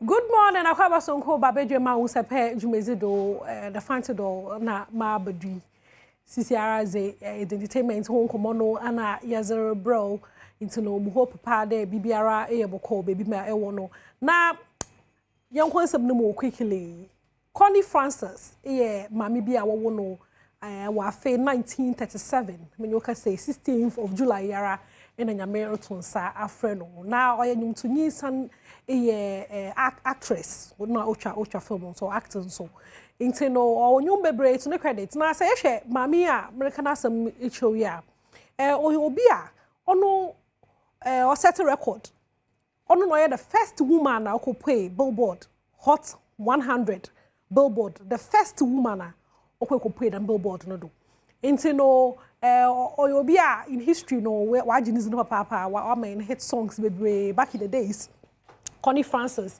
Now, after 63 years, and you know, it's an poem over TikTok. Now, and you know, come up papa, and you know, no title, you pretty little baby. Ebiana ain't say, but say you'll be a TikTok, Paza, Boba de Miran, and you know, acting, you know, Mamma no, Obon, you know, mobile means they will bear 4 days. Into now, I would say, pretty little baby, no, na, Monka, Saint Pelcra, Maya, Mammy, no story, no. Pretty little baby. Connie Francis, you are recording in 1962. Let's say you know enya 63 years. Sisi ara number obom nyo. Enya kupona to safre no be 4 days. Na senti pe kwa meze story meze bro wonde enye da mehu de oyaza nyom to fo a wo wiasa fende nyinara wa boma war to nyom no wo ya reef bi wo mu wa reef challenge bi oh TikTok do oh come up papa but you to a men try mommy men try kwa into no my yentete bi still some man peda mabaka mundu ho into how by yente one ma wa attempt to challenge no na yembresi you can ask the flowers and see for hours telling all the bluebirds the billy bluebirds pretty little baby I'm so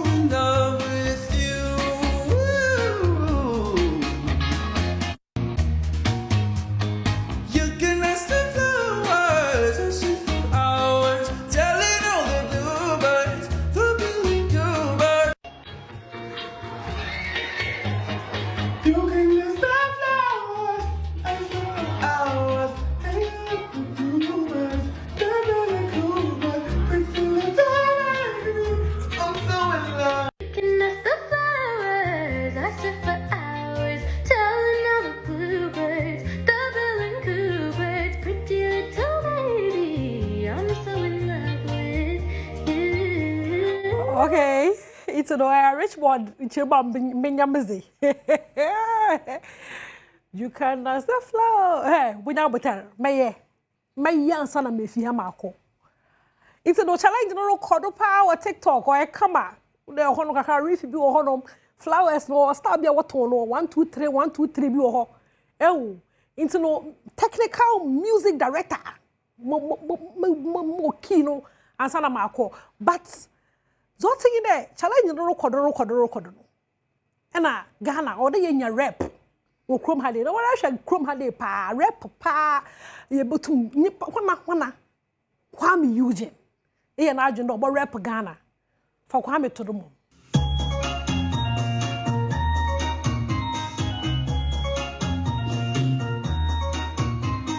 You can dance the flowers, I sit for hours, telling all the bluebirds, the Billy Coopers, pretty little baby. I'm so in love with you.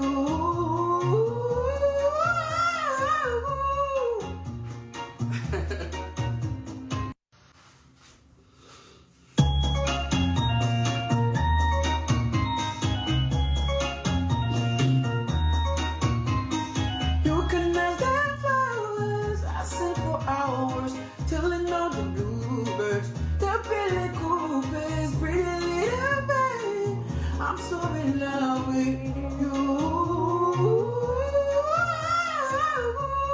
Hey! And the Pebiana no munsam. Kwame Eugene. Fadama Niba boy no. And I all represent Ghana no. Na amazing Kibisama. That's come on, this is beautiful. And was your mom from no tree when you no. Like if people put out shadow coffee, them I bring to put it. There's no shadow. They Kwame Eugene Rofo. Them I bring to be or Kwame Eugene Rofo. Now Ghana, me pere bibi said that time ben na ya fa Kwame Eugene no tan no one boy na menzie because mo call comments. Hwe ehwe hade ya 14,239 comments. Kwame Eugene video no ye no. Na minyim there oh kai mo kwa na che Ghana ye big na app na ye big na app na ade. Because ehwe won ma why challenge ni nyina na ekwo hon ma won kromofo no wo boje wondo efidi yekopa yankasa ye nzaasa no obi abotwon no the capalot what says Kwame is Kidi is better than you bro like how oh now when no compare whatever Kidi onye bi Kidi inya da challenge bi Kwame also represent Ghana better danger like danger adi says Eugene Adeng wo bani ana oh Ghana for mo them fe JD so say but why don't I see anything okay also or no anything wrong with Kwame Moye no one mama another Nanama Washadana I was listening to it with my cat and she ran away sister epede children sister what cat na run away shusho why a cat na run away be na cat no we enim bi wo baby and we money bi wo dem ho into na cat no wa run away no oh you am also an origin apology if you Kwame like Ghana for since when and na Kwame Eugene yes no to them blacklist no and to see Kwame hate on kotin che de ekọ video na sa ana Kwame anto nyum ne ye mpocho o meyensa no bonyum no one last time ati Kwame Eugene is no Richmond sanu boni biom because manti bibi ase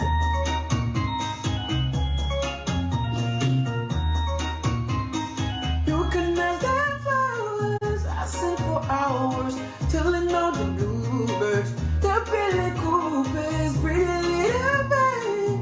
I'm so in love with you.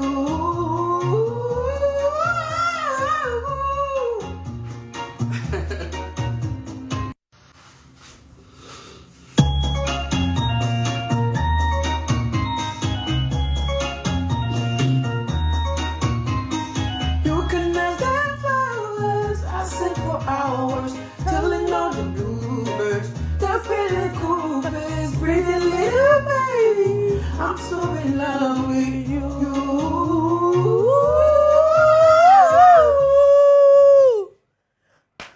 Kwame! Ha. Share! Ume mwansa mwa Kwame Eugene ati. Na wayazi. Wayazi pop. Into netizens want to embassy my brother. Oye mbani bia menyim time a Ghana for yefa Kwame Eugene ho tan. I'm confused. So we meeting so na one from wasa won cho won fa me mo ne mam na mu hu mo record because the me hate easy. Ha Kwame wo chem wala dodo nta. Na ma ye free ho no me na yenko nkobo bia mkopo edu wo socials no do. Na wachema sofu bia ono no wori see ebe in case ya see in a great tampon those times kai bo sha wo share me no edu mi so mira see na ho asem na making beautiful woman na next husband or sofu na obi interview no obi sam na wo si no ngui na papa no ka bebre so anka hwe awu me yente video na yemresisi akwiti Bruno sana wade no koye kasa kwankwa na meka ho ana wade na kontati wose one see of mental fame aware no enema na kaini kwa se wo ekunu no wo ye no wo ye yes enema na eni kwa se ono eyere si ɛyɛ no ɔyɛyɛ ɛna nneɛma ɛni kwan sɛ abusua no nso yɛ no ɔmo yɛ na just say the wrong things were done ebi yɛ dɛ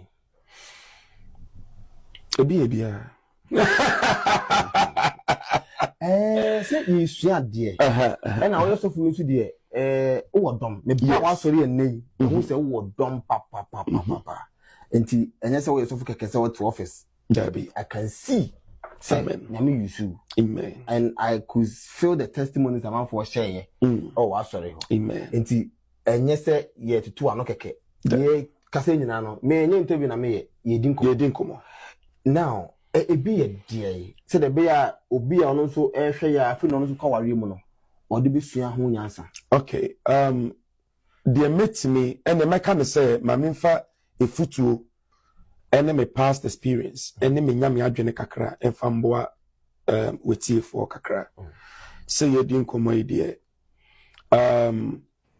ɔkyerɛ deɛ yɛyɛ abɔre no bu no ɔsɔfo akasɛ bebree ɔsɔfo akasɛ bebree nso wanka hwee ehu ɔkyerɛ ma we beye we wanye we beye we wanye kɔwi ase krampo no ɔsɛ no na no ɔyɛ no fault confusion man no kasa ma na kan so menka enko ye n'enyim nti no enka esi ehu awo ma yenka ka ye hu meka ka ya te meka ne bra aha nti no se enka esi a si na mezeno abro no na more sordo but family wo new song pocho koko stream nyum na man nyum na ye kama papa na nyum no feature stone boy wodo nti no se ebia nyuma 4 days ni won hwe won Ghana fo me masa won te nyum no te nyum na kakra na member na aha na meza wo se pe no mizibesiezi no ye the founder president for the Brothers and Sisters Association our jimbra nyum ye nyame show papa Thomas be ye camera ho nyama mamwa ha de Richmond air director hon mo wechi hon nyina head of productions obekofi ampedu OPD producer papa mda wase mede besi ha nyame ya adoma yebesa na ye hia CCRZ mamankro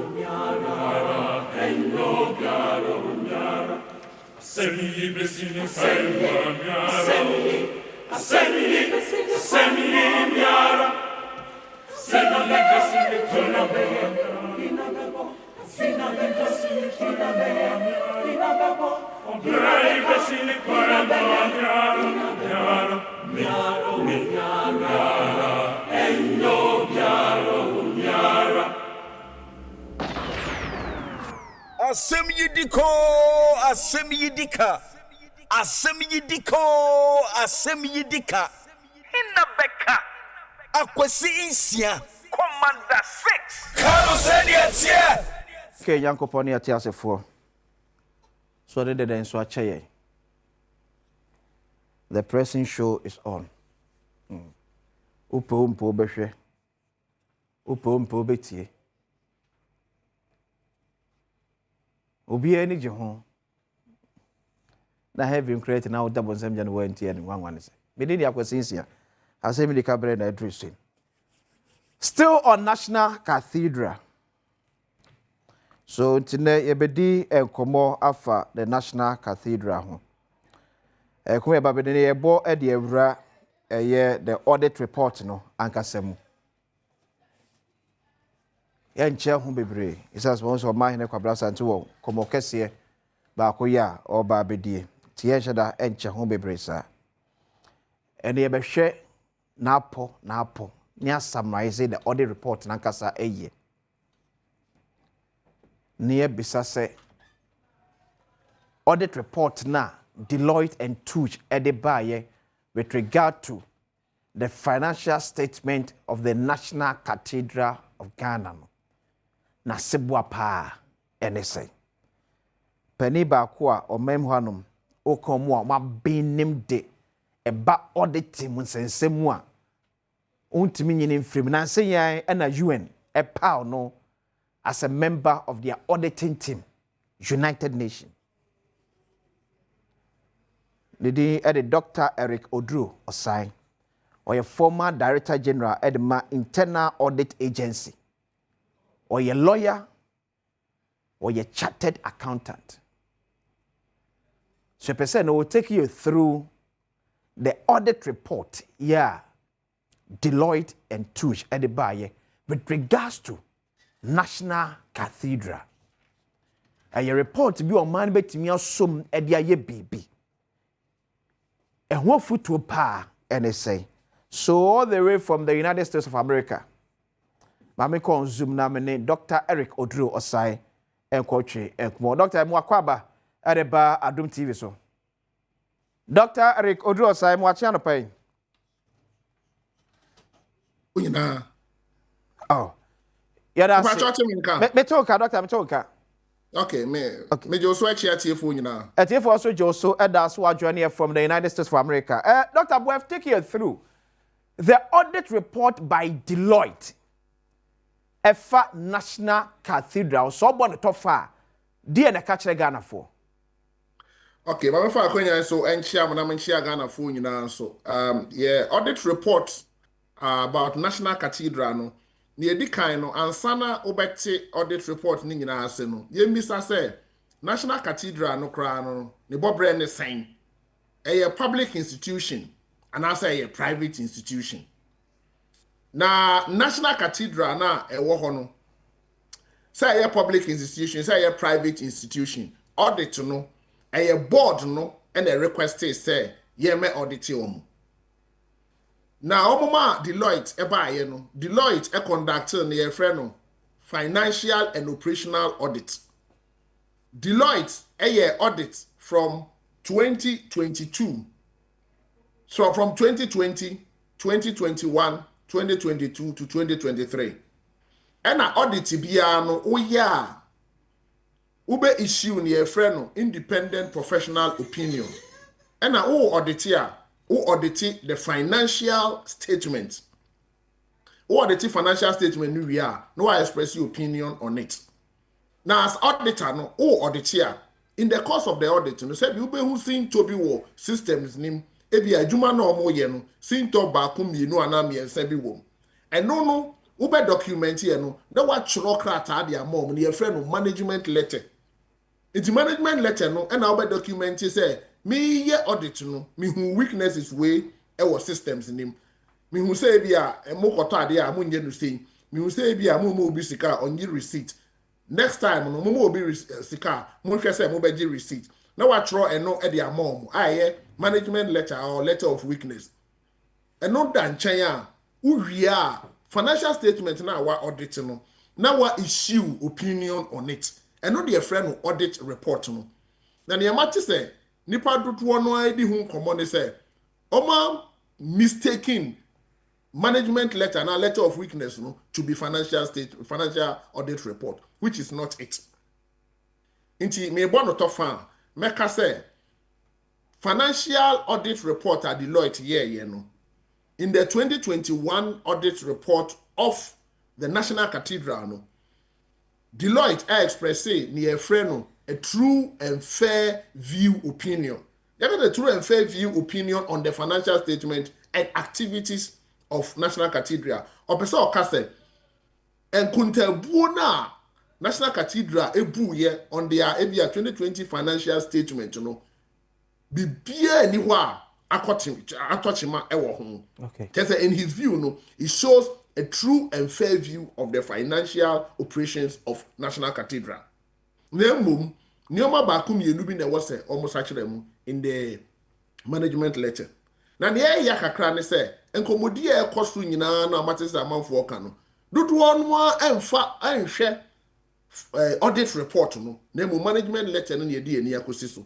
Yes, over here management letter no, but the main aim of the audit is for the auditor to express an independent opinion. To make us say yeah, sure, mummy financial audit report no Deloitte issue you know. Na yeah, say or express a positive opinion or a negative opinion. Me kind of say no 2020 no or express a positive opinion. Not just a bibia antouch ma. Nemo if 2021 ekosi 2023 no, e no can say all year audit no document bi wo hodo mo anensa anka. Enti say management no and as a board no betimi amana nensa aka sa document no dia. Obetimi asaba or review document na bibia ye okay a. Now I express a professional opinion on the other financial statements. Enti ye hwemu a 2021, 2022, 2023 financial statement no. O man ye friend no a disclaimer of opinion, and as I say, I cannot express opinion on this financial statement. This is a mensaka those documents and answer. Okay. And in the top one, they say Deloitte NCAR say there are irregularities. Deloitte NCAR say obi a disca.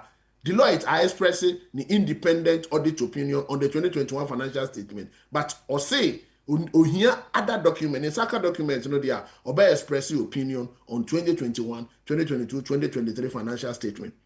And I follow Encosin channel. Me who said Deloitte's report no so no. Say confusion kakra yabem the friend of commingling of the financial statement because along the line no Deloitte say in the management letter no or say National Cathedral Secretariat no omabu Public Procurement Act so. Yeah. Now so National Cathedral you registered as company limited by guarantee. And I am mine mono. Say a register institution be as company limited by guarantee. Naturally say operations and corporate governance standards. It should be in line with the Companies Act. Companies Act and also regulating private institutions. It is a way auditor now say we violating Public Procurement Act. Not indirectly no all say a public institution. That's a National Cathedral a public institution there. And the Companies Act and a regulatory move. And the entire Public Financial Management Act and not the regulatory now so throughout Deloitte audit no men who say omo Public Financial Management Act so nti no so ya de bi was say ye hwe and now feel so somewhere in the audit report na nkasa no Deloitte can say only former Attorney General kasa ye no Attorney General na ma opinion say Deloitte is a company limited by guarantee sa asem no mpo no Matisse nanu ya Deloitte semi ba ye president, the current president, His Excellency John Dramani Mahama, my directive said the Attorney General must take steps to go and then dissolve the board of the National Cathedral and go through the legal process of dissolving it. Not just say it has even been admitted, say it's a company limited by guarantee. So the sad here. Not just the National Cathedral cannot be said to have violated the Public Procurement Act because it is not a public institution.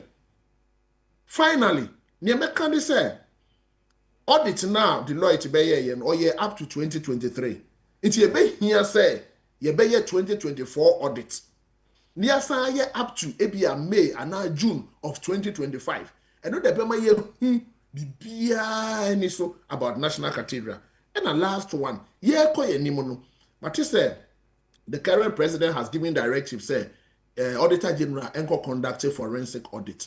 Say, enye kwa abone so. As I say, a buying edini sika ashim, baby bia a buying the sika beshemono, a buying external Auditor General to meet in any ADHD.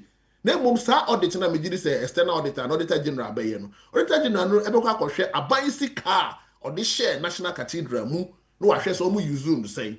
Then mum enye say okoye audit of the whole National Cathedral because the National Cathedral is a company limited by guarantee and a private company. It is not audited by the Auditor General. It is audited by a private company engaged by the board. It's a honor. There should be some level of clarity. But muno was say yen nyina as of mine no ye chena se ebisa se national cathedral no kra ne bobre ne sign then ye pese ye pese a course ye private company as a company limited by guarantee and now say a public institution there ye pass a national cathedral act now and set it up a national cathedral board now and provide the procedure for recruiting chief executive of national cathedral and the staff of national cathedral near form to abide payroll so and no a better public institution public financial management act be regulated no that's a say near what we dear I think say a private institution and the private institution is regulated by the Companies Act 2016 Act 992 it will be samia kakra me work on no Dr. Beda Sarope as that in media Dr. Eric Odru Osai Enkane Abai Internal Audit Agency Ono Enana Edano and United Nations appointing to be part of the auditing and Penfuebeboa UN or Emrenimni as also a chartered accountant. Oh my more channel pay. Adom. Yes, see. Majidi say Ghana nino wa manonino. Ono so the nchire mudi aba. So this matter just like Wakano. The president, His Excellency John Dramani Mahama, further forensic auditing is in order. Maybe I will draw my attention to say there should be clarity. Yeah. It's a year National Cathedral, say the Jinabi Esitreno. There should be clarity, say a buying sika or their shame purposely and or require a beka National Cathedral no more use, not other areas. Or Nina no more can see any, but what can you see any? The church is a better than one Mrakwaso. Yeah, you say Nyambe ye Japadia outright. Nti se be Japadia no chim say, and see, yen she share Nipo be by a new phone crown or bedano no. As I say, it me who in she share it because when a chief executive of the cathedral and all those things. So again, we encourage government to get into the forensics, Oma clarity, and Juma. All that I keep saying is that everybody ebenya akwanya utumi ebenya tumi say yedidi inkomo about omaino ne kankono. We all should be mindful, we should be careful because the yani say ye nyoma bibiri wi ibe wi achi na bia etisa na say entisa asemba yen toyebo ase na yen person yina. Let's keep watching the space, allow the Auditor General to be done with the forensics, and then we'll subject it to that scrutiny. Very important. Let's take away that unnecessary partisanship. That's where we have a challenge. Bribia dano, ya di amanyo sema ehuni infrastructure for nyoma national getting the solution for a year of mine kankono ekwaye problem a bribia da. I'm so sure. Say after the forensics now. This matter of National Cathedral, it will calm down. That's it. Mami ya network come. Oh, I can see me that's it. Nano that's it. Maybe now our studio, right? Maybe now you no studio. Oh, okay. Now who dey call? New course who now we show TV so. Ni mtwaba ya nkwa na mu ye. Dey ye twaba na hu ye. Nkwa na mu ye. New akoso no. Ni mu antwa de ma hu. Dey ye ntwa no. Ma hu. But once we are the election headquarters, Germany be who I capture by my own. Okay. And if you want to sum it up, on a scale of 0 to 10, what you say? I'm almost 7, but my address or concerns be a man for raise beer. Obama 7. 7 out of 10. But address many D amanyo sem echi became same feature be edwenu 9. I would say in the NPP there's a time I will say orderliness in quotes. Aye Juma. Well planned, well executed. Who should be there? Me share. Tell me because ne mutwaba na me share. Tell me mo share. Mutwaba na me kan wase. Well planned. Yes, well planned, well executed. I see. Concerns be na aba echire. Omo hwere mo sesi. Concerns be na aba echire. O na me te said na say honorable Kennedy Japan camp areas issue about the way Jama Dr. Mahmoud Bawumia etimi akwanya efe de padom nim na like as a watch chia they feel say as a advantage be to him when he's part of an upcoming presidential primary. That's what onam sa kwan so you have the opportunity to address that issue. So how would you address it? Make a party so many or more echita for the Yankasa na adwubremra. Sa na obeka. You see there be a mekasa as we say. Sa na obeka. Oh yeah, some and then now untimi kan asem said it now kasa obeka che party for say. The issue at stake is that the flag bearers to presidents to for the new patriotic party. So the chairman was not available, acting chairman. Yeah. So the relevance of Dr. Bawumia cannot be underestimated. Yeah. Unless a person who for Bibia World Cup now, and I'll say, the flag, hold on. One me mouse unless it's a person who chin broso. Now, I will say, a former flag bearer of the party, a former vice president, paying for a few years, say, your moti or monechi. Onunia kwenya say oba otimi kache party for say oh medama say me hu mache yenye nhemu kesi bia after yabato no we ni nhemu adika. In any case, let me throw it at all potential candidates flag bearers ubia obedi nkunim say una obedi nkunim Dr. Babu obedi ne olusu wa obedi nkunim bia no. Let me say today, it's not just walking and say hey say unity in your party, and the people who are going to vote knows that Asumesi Obentin, Dr. Brian Kennedy Japan, Yawaduchum, Kwabne Japan, the Miami of Jakon, and then Dr. Mahmoud Bawumia. They know. The people, yes, Mamponidi share anymore. The people know. Because the fact is, meti ha mi kasa gigigiri chese ekoto abase one the best presenter na ese become gigigiri ti wono woni me ekoto ase e say they be am to make him no am abombo we ekufo agro. The most important thing is mpayinfo ebe hwa abato no so no ebe ma pepe yo, you know, I had the main key. Okay. But then for say na we cannot grow. Every step we take it's filled with suspicion. Ujina ha o kasa sisi e cathedral for the sake of a year of mine. So you think the NDC will be happy? Suspicion. But I'm saying that every day is pregnant with suspicion, but don't listen to those suspicions. It's your conscience, and I say move the primary focus of the party was conference. Yes, you can't bet me after somebody has to be able to party. Yeah.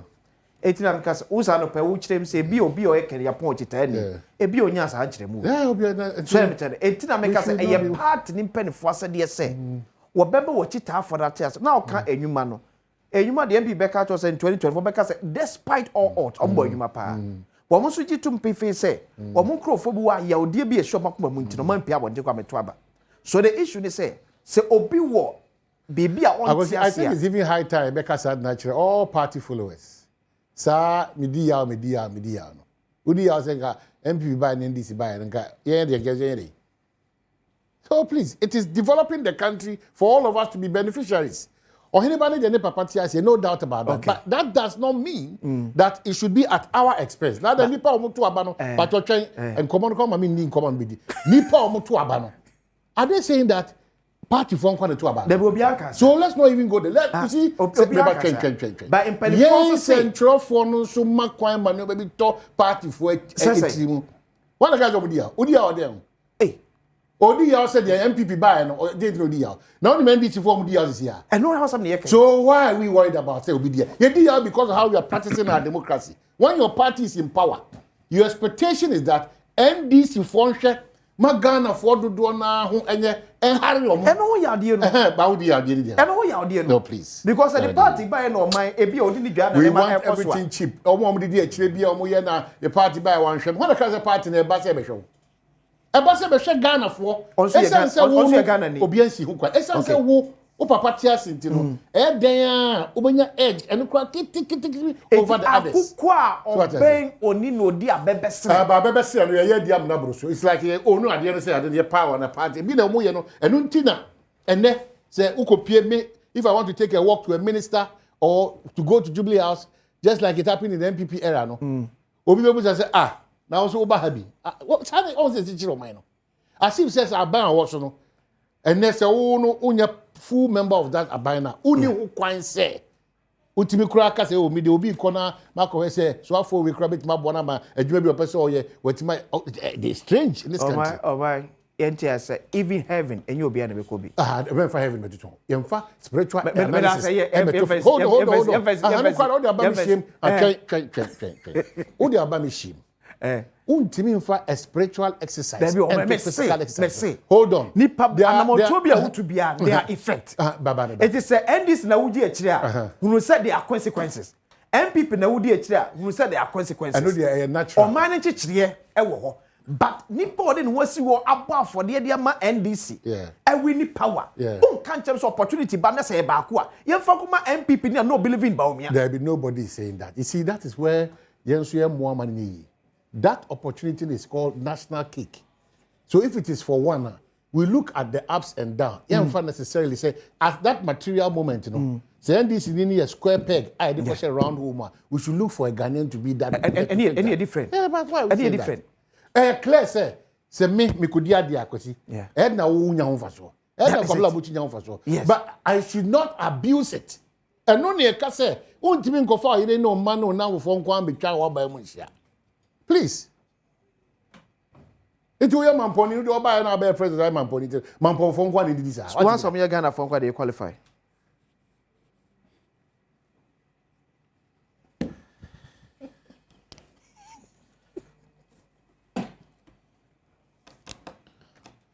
But that's it. This what that sir.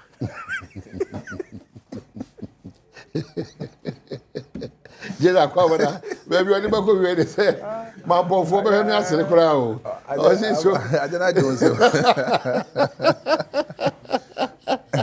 oh Justin could be a lawyer church for payment the New Patriotic Party osa be kose party no wona isi hini no ensa enhwe ne nyuma ne modern bo awabo party no na omonto no so aba so clearly osa call for re-elect, you know, or still Justin Kodua. Lawyer na bibia boko party nim.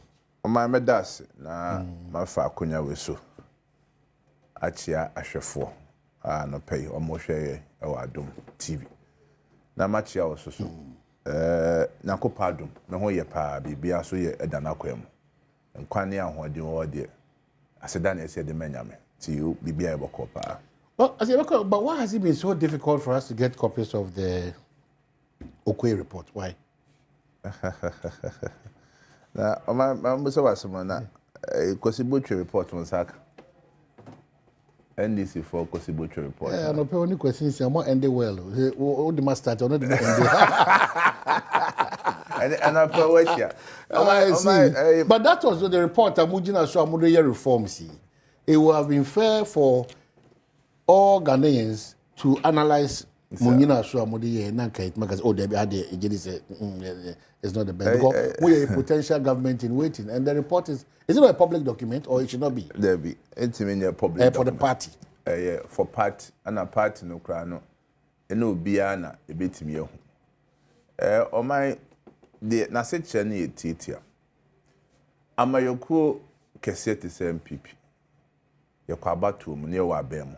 Na ya hoden adwuma ye nyina ne ye hwese ye bedi nkunim ye koye no nkunim di amba enti o hwe ye seat dodo a ye lose ye ana o hwe vote margin between ye ne NDC abanya na say NDC party na a major concern ema ye nyina Ghana for ne omo a makomadi MPP ni echi enti na ye say abedjoko tinase no mo busa no mo hwehwem no mo ko Ghana fa na nyina na mo ko hwe adekronti a MPP ye ndi nkunim nkuku sei e baye adwuma committee no ye no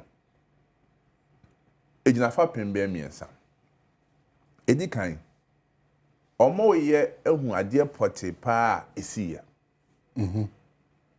atosu mienu omo ye ama ya hwe nye wa bem aban ne party hu nsensem ekos because oman onye me ya adwen se party bia wo abema aban hyehye se ebekoyo se nkoyo benya sonsanso wo party no so ene toso miensa ye koye nim no de ne yesi ye se be ya mfonso esi ye normal bia ankoyi no ebi ntimi ensi bi sebi ebe won se party a ko elections ene se bia oye aban government ene de okoye investigation or committee of inquiry bia we are o magana fo hu se ene aban asem ne yeka but o party a o kwa akensie de ene won kwa na akọ only opponents only NDC for na ekọ only other parties nya na ekọ to man pa busia pa se ufi se o opponent ehu sinto o opponent ehu hyehyɛ ya wo de ye e de address o sinto na emwa that is the justification say ko mu nsɛm de beto abonte o beto abonte a na say ne wase o bibia enti de hia ne se ade a committee na aye no yebetu hanamo committee ne ka asem bi say in the past ne tete several review committees the South committee report a year after 2020 elections no Heyman's report after 2009 the omo kind say dodo na ya fa anya adwuma and this time the here part to ne say next all the better abonten na mum who take steps say and seminar what report no or the be adwuma and I'm happy to say normal committee ne kan nyina ya shasi ya ye implement me say nkomo no course no okay so okay so remember sir before your conference was this Ablekuma North contester a year kissing holding of press conferences to explain the position of the Electoral Commission per your last engagement. Also had another press conference by who reiterated the fact to say the party is not a part of the Ablekuma North. The next day what we saw was the party being part of that Ablekuma North elections. No, again, the man basa yepe clarity because the BIA 70 we need to understand the position of the party. Oma imeda was fair. Osha party no your constitution. Your layers of authorities. So over national level, first layer the steering committee, and no national officers kakrebi. Any leader of parliament, chairman of council of elders, and a president. You are Bema. Then what about national executive committee, and on the doors kakra, and also national officers, regional chairpersons, ekaho, parliament, sector committees, omoye observers were Now, what's your former national chairman, former general secretary? So we champagne for what sir National Executive Committee na o kambo my bedroom be about 40. Asa na waba National Council. National Council no so steering committee neck omunya akabo. So these are the various layers. Yes, asa na regional reps, region be a constituency 5 be a nipa baako. It will depend on number of constituencies or region omunya be ka ho. External branches ni aka na utwa me be almost 100 and something. Yes, ipokuwe na party no mra edi tumi ahyensa say decision making of the party say drew an say hwe etut agina bi say kwan say faso asa na delegate conference say the kweshia no and no cry be the highest decision making body of the party dey see o ma ye nya to kroma yakoto aba Ablekuma North e bredu say ye beke kan resource no Electoral Commission started collation. Omo ye polling station ni bi na nipa bonifo bi e come offices mo Adom TV mo yiye basabasa e call so ho na nkonfo says ballot papers and nkonfo says pin sheet e say normal be just say ntwa yi. The Electoral Commission je adwuma na no mo ye no. Am MPP the call say that time na ka constituency be 4-5. Techiman South, Okaikwe Central, Tema Central in Sawam Adridri. Echom Dombeka. Domi Kwabenya ene Ablekuma North. Say ye na Electoral Commission atiada. To court and share Electoral Commission and we sa collation ntimi hu nipa odi nkunim or sa constituency no. E me yetimi ye nyina e man be ka Ablekumanov. Ablekumanov 281 polling stations now with the special voting count now 281. Back and forth, Mrinti. Ya ma eka 3 polling stations. Eka 3 polling stations no.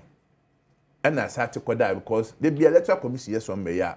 Na nipa boni for alcohol. Ma cause distraction. E started where you are down pare happens. Emma ye bona say one fast police for mbra.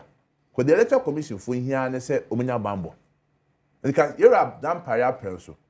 Ka o ma police for koya. Can I say be a kaka 3 polling stations nimpo. Kewi Ablekumanov no ami agese to bibia ko awi.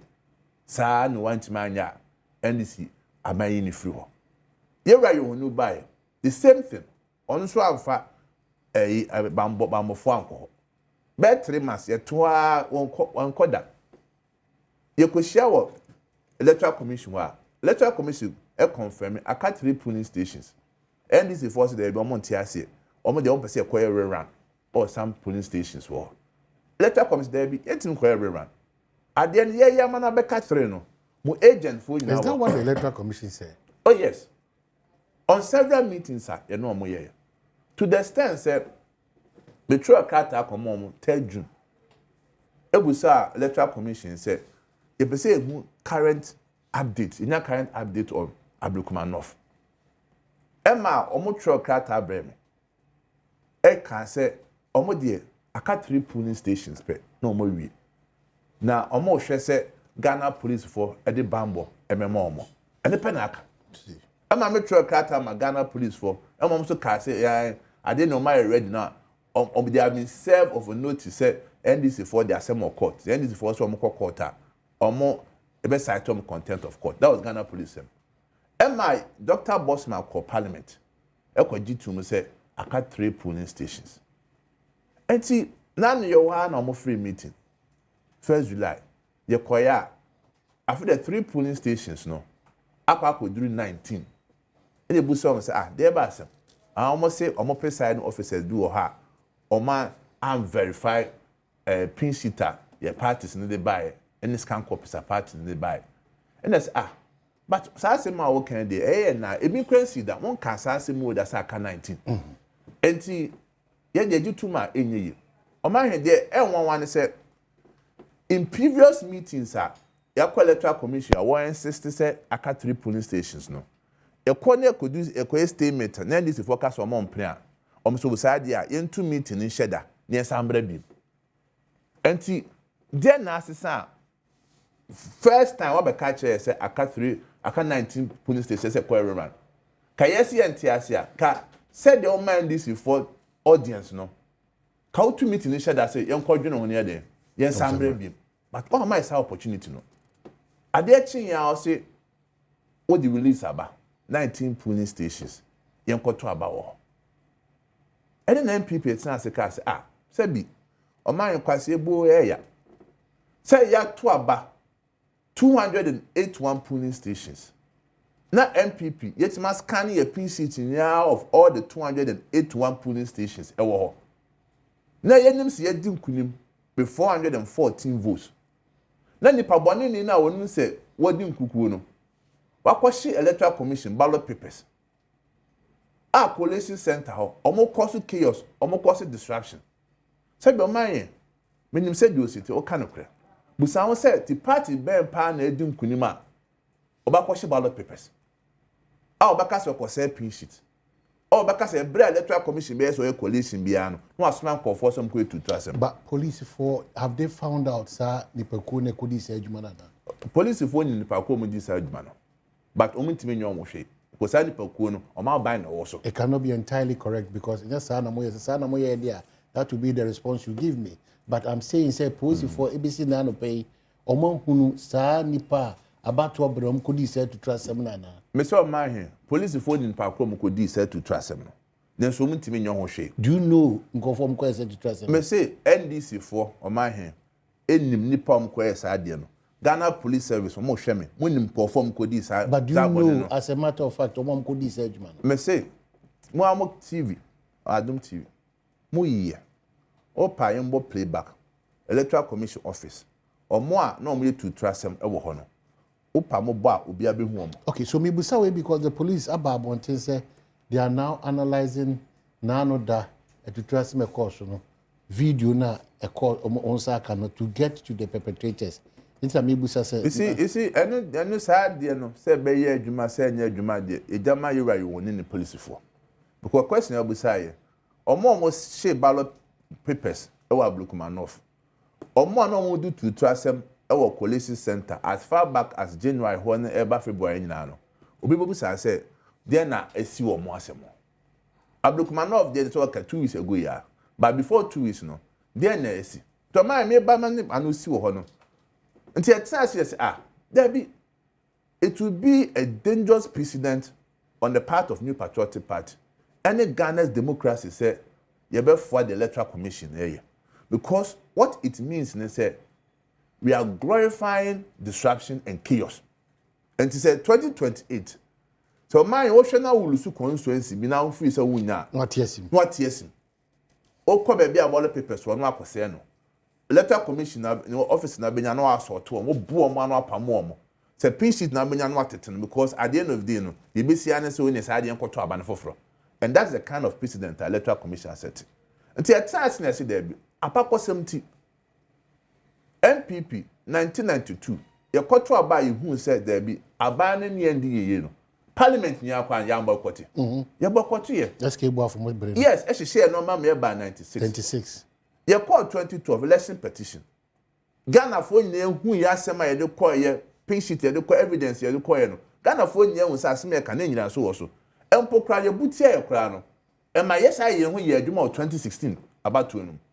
Enti de ne anamo aye tu ne se ye tu anamo a e ma Ghana for nyina hu e ma party ne hu se say na electoral commission dia afa so. Enti empo kra ye court kra ne ye ndi nkunim kra sebi abeye sebi atwa to a Ghana for hu se sa no ma we ne course. It's a siege na say yanko. Parliamentary candidate. Party ni siege na. Yes. A siege as parliamentary candidate. O committee no bi. Nya no kasai e chechire mu oti ase. In the press conference kwa ye koye no office o Blukmanov. It Wednesday me track out for my electoral commission for say sort of man for yanka Blukmanov no. The metia ne say your candidate enam radio so a work say obeko. Now when na party for e be MPs. E bi kra no e be so metu frank ama party no. So yes ye nyina ye ko Blukmanov for. Na sabi o mati esimu ye campaign. I say what two ba for say men kwa bontin ko di agro. No ko di agro na o ma he oba na obi kuna se ye bu oba no. Obetime yi woni. Enti ma party for no reaction say omote se nkofo ko no ama nipa bebre na so ye de ekoye because at that point in there everyone so much defy the directive of the party. Ewi ye nya no ha ye emergency national council meeting Saturday no o my so unim say that titie na me say me buafu party for fanchem say that you can't do that. Say party of MPP stature National Executive Committee are taking decision say yenko now wo parliamentary candidate what yes mu say okoye campaign oba so chair so party na say on who stake it and obey a parliamentary candidate any more aspirants amo aspiring aspirant mo nya aspirant po mo press e babedi party na enim no esabe na mutwa etu won na china no bedi party na enim na structures na wo ho one undermine structures na ebe na party na is strong o that dey make asapa aka cho mo say it was wrong for all of them to have contributed financial support to Akuya. And you can ya MPP asem ya na hwe de Akuya kasana obe patcho so wa nyini ye na stress ne ho de cost no feel said that's no it was wrong but party asem do na so a patcho de yen hwe na yen mo no kokko aspirants na mo aspirant ne MP for nkofo bi a omko support no nyina no wo de yen hwe na yen form manek na nek no om kasa ne nkwohwe wo. And he said the BCA. But my the view was her point with. Obianti say, oh, your party, your own social party. Obianti Obia MPP, that's what he has. Say, 1992, and Pennyford be deep party name, April, Quasso made deep party name. Seven, no more Nasa crossing you. No more name dear crossing ye. Dr. said be more Southward do more your bomb and Professor do boy more. Omo crab a deep partner and sad time of the party na juma. Yeah, 90 say JH men some na babasi aboko. But at no point in time, ono be cast say be mo nim dey say party na say mo ska say party nti party ni kasa yan fa nya juma. And na social media ba wiasem. Any sa Facebook ni sa no man nti. Obi asori ana oka de ende. And unfortunate for us, baby ejina no. True. Because of sa internal elections sa ebe koso no. Nti asem no kra no, eba no man hin wo ka. Nipa ne ntra se nhwe se asem akogenya secretary kan. Ebe boa party no. Na mom wo hwe baby ojina. Se ade a wo kan ebe kwa ma me candidate na se enko ma me candidate. Na se ojina secretary no kra me pese mitu no. Nti sa ade asem o ka no, mitutum enkyene mboto kro wom. Se be ya me ngu nanim ase. Eti sa no mani nya ye the warning ama party for no more press o me di party nanim. Say you must respect yourself, you must respect the structures of the party. Say be ya bo hu say e kire bi no be di party nanim a sa structures na undermine so undermine na ba obi su be obi. Okay, so if you've just joined us, General Secretary for the New Patriotic Party, Era Justin Frimpong Kodia, lawyer, and Yenene and Komo Ewan saying, a lot of your text messages, but quickly, my main wish, a year, minwe yako kesepa techi mensa Central Region for Church for Yakase de Eradiato Safre Nehokeni, Chinami Adma. Saturday a day named 26th of July 2025 at Nebetum Pemo St. Anthony Catholic Church, Aguna Swedru, no 9.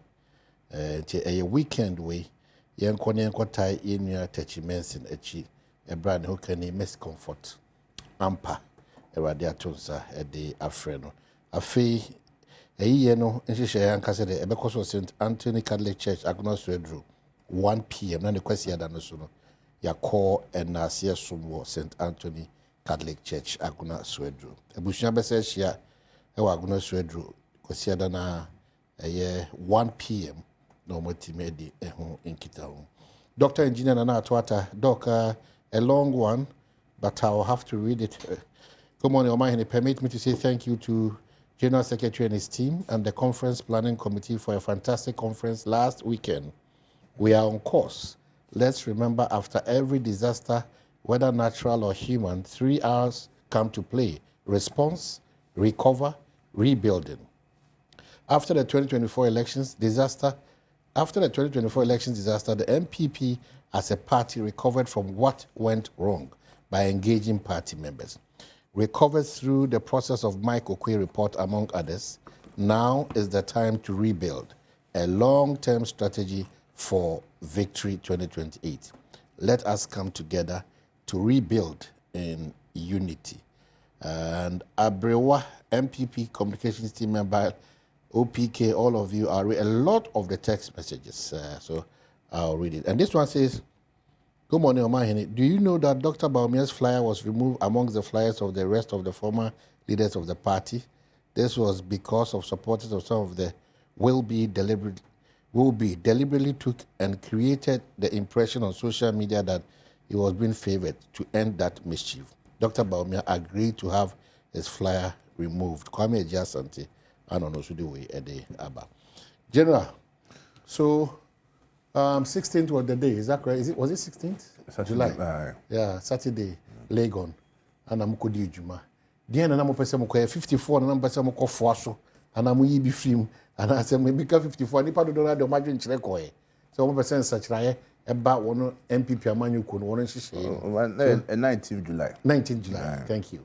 And he Sanchi Shen and Adrian Chireno, quite a bit more fast, only Dijma. But just like Dr. Engineer Nana, we congratulate your team because me, I say that from where I stood, how long was he disgruntled, disjointed, and Namai BC Basano.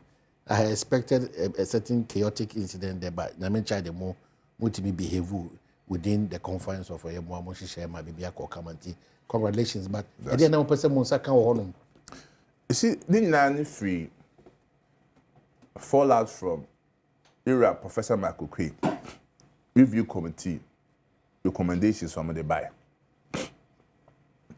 we are no through 2022 part no ekoshia okumas na kepese yes akra bi o your constitution ntimi anye na yete amendment committee a lawyer Fan Davis dan no say omon hwe Professor Makukwe the report no and recommendation the fa constitution no 2022 the ekoye kumasi afenyo committee o ma yentimi anye wo ho any ankra proposals o ma de aba any committee na asan hwe constitution no baby e say realignment bi bem no na o mebeboa nti o man o mo tsase ye ni na ewie no in line with your party constitution no at least you nya be 300 proposals are then ko for the aba say on pese ye hwe na ye ho adwuma ba o man ne me ya adwen say yetim ko tena say ye ko ye 300 proposals on amendment to and e bu also necessary e bu na the same fin the bu also implementation na intimi nya adwuma and on keka ne nyina bom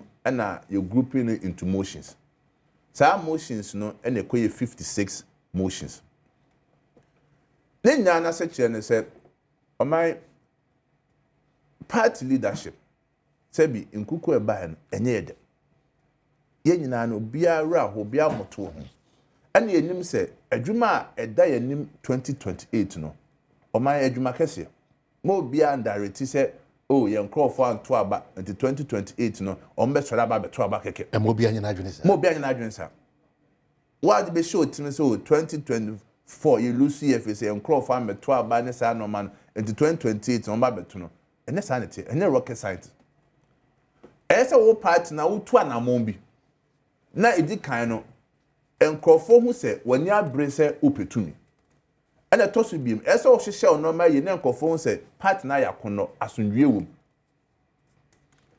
it is our steps ya taking nyina ne se ese di kan sisi efie nto hwe motions a dodo na wo nyina no is aimed at addressing several problems you are Professor Makukwe mu hu ye omo rounds and the toss will be Emma party na stronger say emponyame boa na 2028 wini a ye wa bem kra de na Emma party na gina so say bi enkoye say bi abani twifa party no so and the toss me ensa communication ade ba ko a edi enya o 2024 elections no I di tum ye communication every say o wa bem a enye din a opposition party ne de obeka nsema to so obetwa ntwa to so if it's or no he has nothing to lose 2 min wope one e kan so be you ano nti edu to say edu be na communication why dey nti yekoye nim no ese wonya a very resolute communication directorate or strategy a ebetima abo ama party no the same motion 56 na ekọ ho nyina no one ya address apathy hwe o my dear ya wo MPP mu until say you passes emotions and say can you imagine say obi aye MP our constituency 20 years maybe 24 years 16 years so if your corporate prime is no lusu or na say be one engineer be ma in terms of party structure party activities oni chefa bia wumbi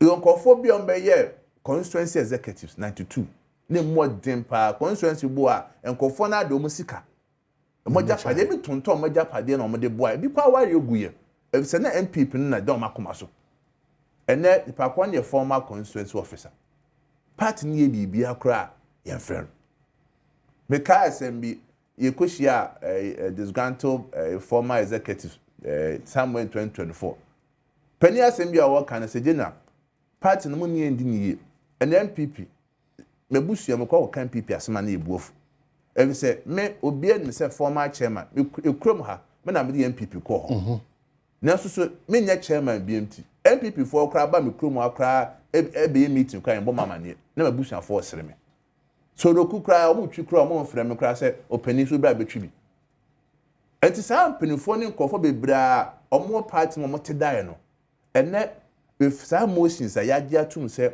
yema all former constituency executives abeto abani bi no at least it has given them some level of recognition bi amamo won say oh ene kra the MPP kwa kushia koto aba meka hu bi nti amagidie bi amagidie ba say na kwa ne bufuo kra wo ma because I've been recognized and the moment and if I come back to presidential ni bi or back to parliamentary ni bi no indirectly or directly, he's bound to be part of the party activities. Then, to the extent that, apart from even former MPs, the former parliamentary candidates in Yakao, Obuko price or Kojina, say about Ojina MPP and name, say about Tuna Swaba, Krama, Bem, Rashebenia, Wanya Crown. It don't matter. Your constituency, or my own name, and say, until Semirak base, MPP to me, we need that. Sadna constituency, to Semirak base, and listen to me, we need that. But your Kophobia, my parliamentary candidates, bear 2 terms, 3 terms, 4 terms. I did be a penny papa, Marco Jina. Obia so had a menko because Kujana cried, Minya. Nelson soon conform sorry Kujama party no. Empo position crown or the party for yan and nam, Omoko ya will you be, Omokwa warrior will you be a baby and account. Such a person, and then we a delegator with Makoto Abani being a presidential, and no quite inspiring conform, and Momoya Jumayi. It is our motions, of course, 56 no, only 2 pep. And delegate conference no, a reject here. 2 no. Me anopano ye me di nkomo ba ko bi hu ba di pa me nim se emabunu die na is it emabunu die no 35 to 40 is that correct? Any emotion 54 because the anopano ye di nkomo still go in talk about pa o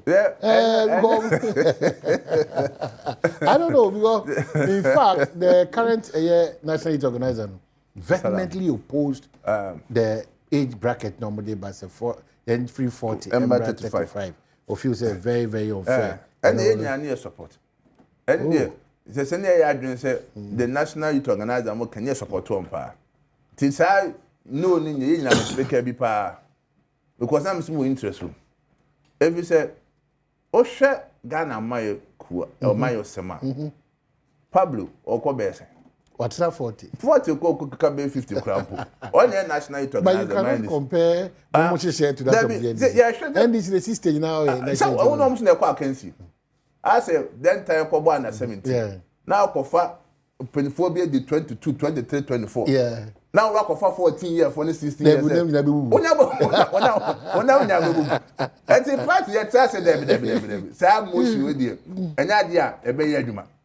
And they said, a question here, party no do na reject and I'm watching 17. 17 she show and they said polling station elections. Now, some motion in the many proposals for the adrian. Or more you propose some motion, but then you say a bed didn't pass delegates in Bejatum. Because 2 minutes I had 2 minute crown. And they said only said polling station elections.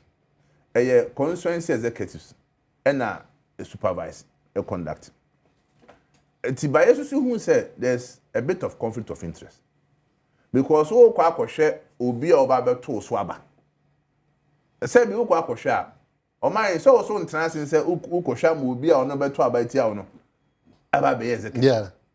And nam said you say dey be tension polling station about to mu and we be you free your foreign county sadia your farmer regional executive committee omo need direct relations with polling station for na ko mom enkohwe say be a conflict of interest no emba na so say ja omo na do so ho enti no say no e drew motion 17 no when yan reading no crowd but no just enti and they say no so amfa but that Kenya na 54 motions ni na no e ko kama they say ebe strengthen party and e special delegates wefin. Okay sir we got 20 per 5 they got 5 no and no say be wo hwe na bakosema if 2007. So you are going to encourage every person. Them sent na say vetting committee ye be I say a very strong vetting committee.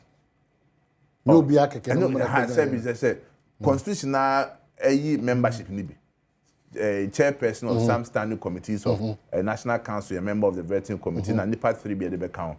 But the best say sa committee na adwuma me no enkoye fifia nim adwuma enkonform da so empiniform nim de te nipa na oba no begina monima no person be 2 franc ayen ka so yesi obia begina binti obia sabi MPP party no e wa bakosem your tradition, your ideology. The pani be about him catches a wujaf na abotre. Baby a dream there in Druso. In the class of between try and them, Ebeka so Babijina, because MPP party ne there say na yeko and two enya na me no nua obi kan wasem obi de otwa boato obi de say obi obe na age so be gina bia at least untwa 5 million across board to have a serious face to the president to show say we a Bema with my raise funds for the party. I think all the parties should consider something that will serve as enough. But the other argument is that the Minimia Ministry Council, semi qualified Ministry Council, is that the way to cut me off? Politics and say no, we can't quanade. Abuafu. That's it. And some no money, I say tightens are loose ends, no when you're making sure say before so my hand castle, Babbage, then people anymore. No, will be able to mobilize resources. Osa wonim de na said they are all canon. Osa charisma no bit me deep part na nim. Our take part na bakosem. Onase obe deep part na nim, won take part in history, only part na bakosem to chinchina and now so mind who offenti we down ti yema beto so aba. Yes, I necessary. Yes, I necessary. This no many na vetting committee ne be hwe. This special delegate in there. Part no eye no so efro. And part na sa kase at all times. The leader of the party is the chairman. Bibia. So. I want not the confusion. Sir, it will be flag bearer. It will be president. It will be say constitution said that can one separate, but circumstances be a bedroom depending on tell what bem. Depending say where you flag bearer and it say be a leader no. Until they say there. Are you clear? Clear. At all points. At all points. Say the leader of the party is the chairman. And now so on one the best chair campaign team no. Oh yes. Ntina say be a chairman or hot near coffee be so medicine be chairman of the campaign team this hand my derby. And is a way ye pajama party na nya hodin.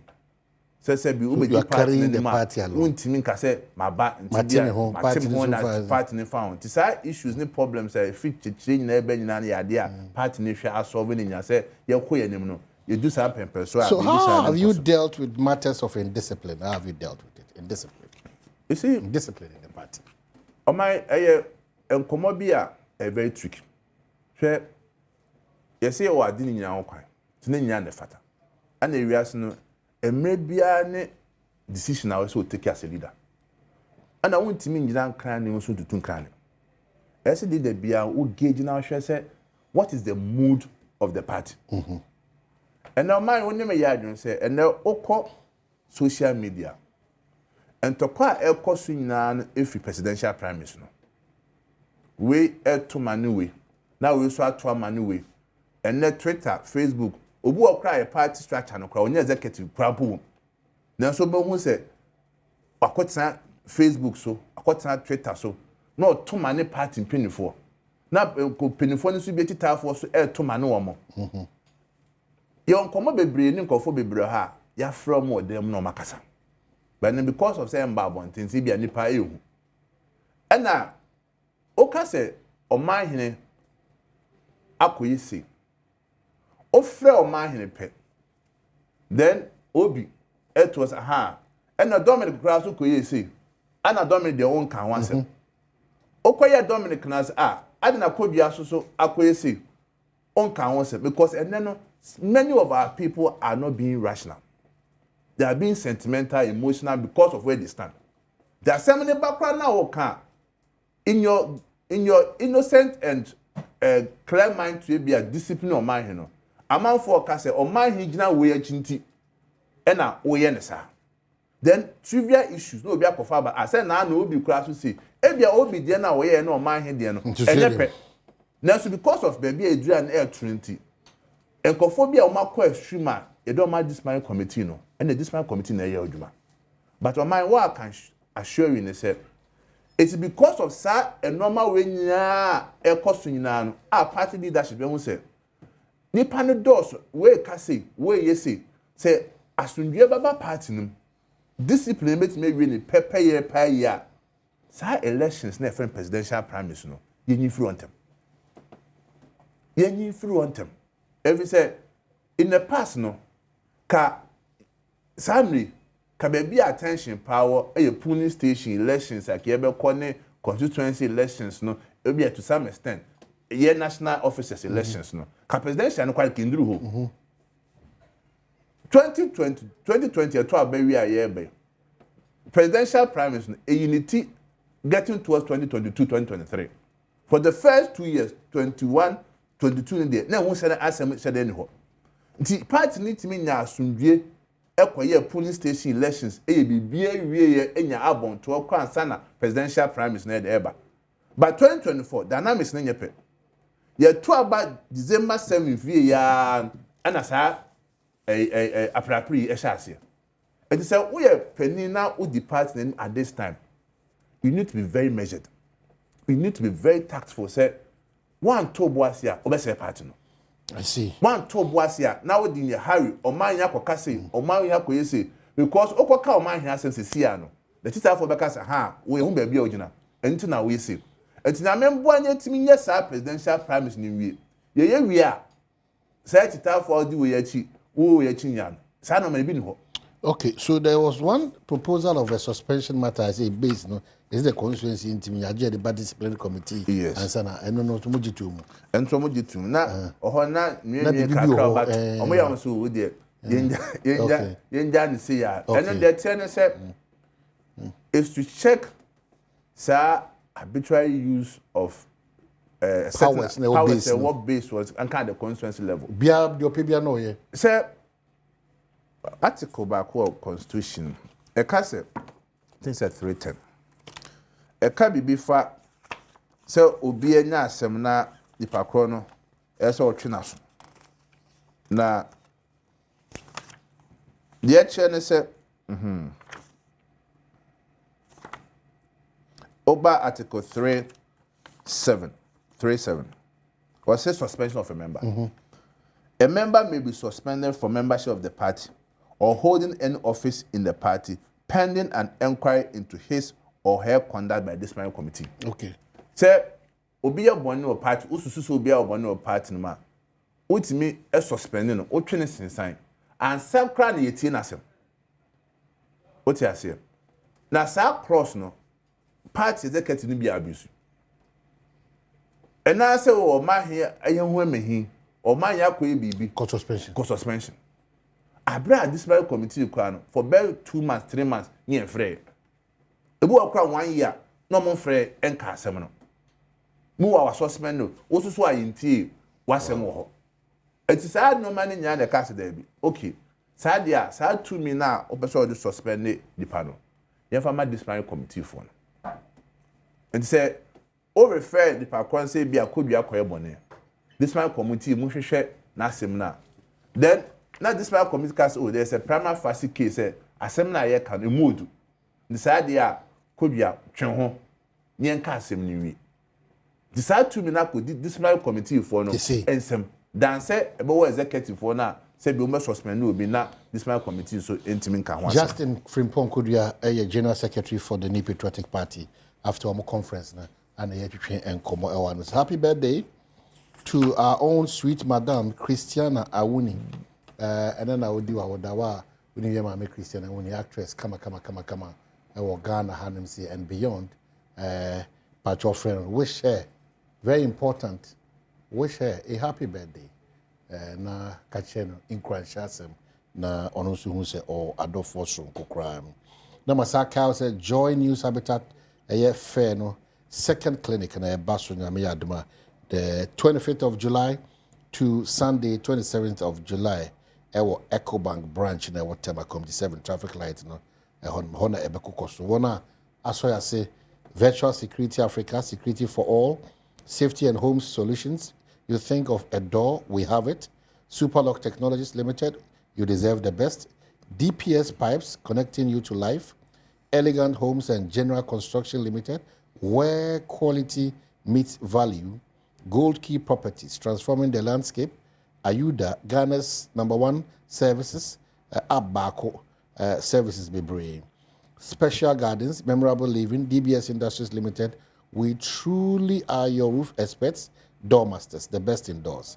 Lesh Fortune Limited, unleashing luxury with perfection, one space at a time. LandlordAfrica.com, bringing the real estate industry to your doorstep. The Builders Market. Bathroom, get it right. Right House Energy Limited, Let's build smarter energy together. Matters in solar installation. Center tank, a strong, a tough, interplast. We make sure water reaches you, even space. Urban security, doors, protecting lives and properties. Clifton Homes, beautiful homes, wise investment. Western Villas, where dream meets reality. So, Onyame Adoma, that's it. On the 25th, this Friday to the 27th of July, EcoBank branch, there was Tema Community 7 traffic. Messages getting through here. Says that, good morning, Omahini, please, Secretary for us, after presidential primary election, are we coming back to start from polling station or what? Nana Amponsa Bediako, General Secretary Measure also what? Okay, so if party chairman is to church campaign, then national executive should not appear to support a particular candidate or say a champion. So I know the way the ABBA. This was somebody. Good morning. I want to ask the General Secretary this question. Sunyani East constituency did not take part in the last ended presidential primaries because of the injunction on the purported delegates album, and subsequently the party agreed with the court. In fact, there has not been any recognition of the party from polling station level to the constituency level since 2022. This resulted in our loss of the parliamentary seat in the 2024 elections because of the manipulations. Now, with these top-down presidential primaries, which album is the Sunyani East constituency going to use? And when is Sunyani East reorganization coming to partake in the upcoming presidential primaries? General Sunyani East, what's the challenge? Because I'll be very surprised because maybe General Secretary na issue na assembly court. Emma court ebuai say yenye rerun or some polling stations are court no e kan wasem.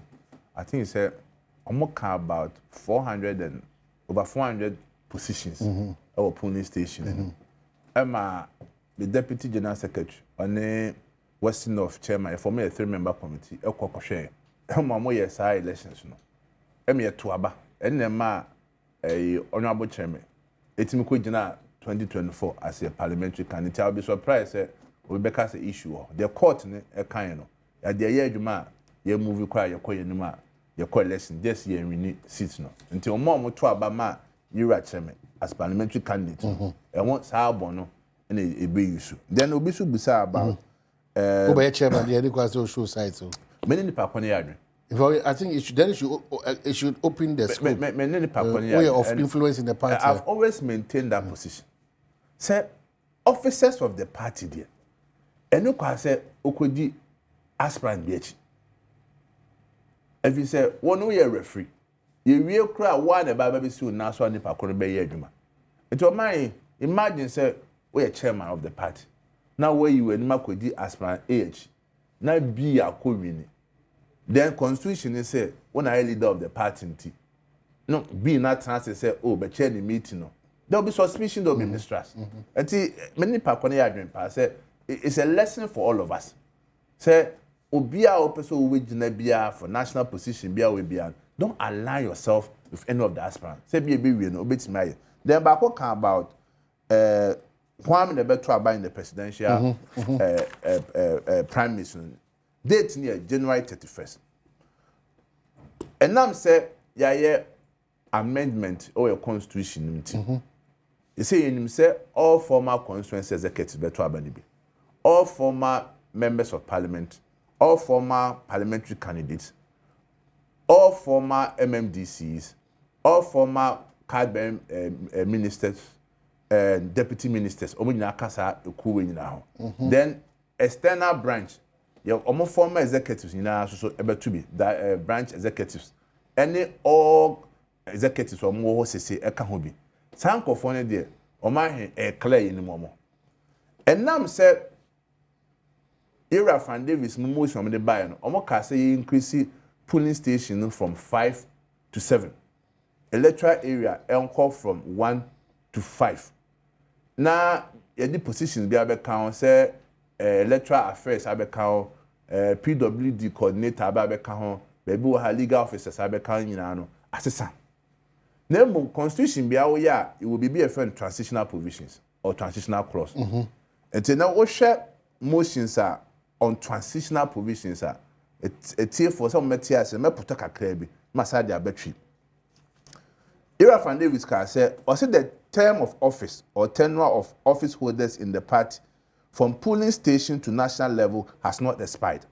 Accordingly, the prospective members who are to be afforded the right to form part of the structure offices at various levels by election shall have their right held in abeyance until upon the expiration of the tenure of the incumbent office holders. Therefore, for the avoidance of doubt, the effective date for new amendments relating to additions to polling station executives, electoral area executive committee, constituency executive committee, regional executive committee, national executive committee shall be 1st February 2026 after the 31st 2026 presidential primaries. Okay. To the other channel say, yes, part now your constitution, there are amendment be very. Name some call for is out 2 number 5 no, 4 number 1 electoral area, and additions ni na. And now say current executives, or tenure of office no, and so inti. Momo dear, mo right to accrue in February. Ya to abari na. Ya ba be foforo no. Oho na mo right in ba accrue because say me executive, it can't truncate my tenure of office.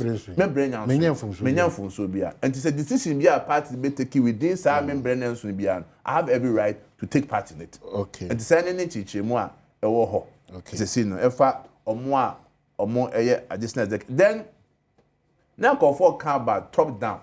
Excess bottom up no. Then it's there. The church and say yeah constitution article 13 no. Emma National Council the right to fix date for presidential primaries. Idea National Council general so more can say presidential primaries no. And no, it stands on its own. Until about to abandon January 31st year. Then party echo back to the normal year where say about to polling station. Nearby electoral area, nearby constituency, nearby region, and sign up by national. And then the constitution kind of clear. Say we have polling station less than we are. Within 4 weeks, no, that's all best electoral area, that's all your constituency, or timelines, such as so sad. The Cassia Peseke, yet, sir officers, no, top down one. It means that a Kawamende, sir, commissioning in our womb. Until a tail for any party for Montier. It's only the presidential, no, and year 21st. Say 2 presidential year. You better said your 2 elections now from polling station Elko. Then Obi Busa question said, Argentina Titinano, the be a presidential and last. Now we know Abbey first. Fair or mine. Make no man be no man means. Situations now say a bra 1992, 96, a barber pim even 2020. Or my own me arguments and yepe. Completely. Times have changed. And I feel so. What coalitions? Say be what lose bear 2.1 million votes. Say 2.1 million votes. A coin abe fast wa. Obet me a year 1 year juma. I'm say nya say 2.1 million votes no. O man we nya time pa. And now idea obet me say may train a delay ama 2027 be and as na presidential primary. That's say may try em no man nyina. And then the Ghana for nya hwehwe say NPP be nya kan before.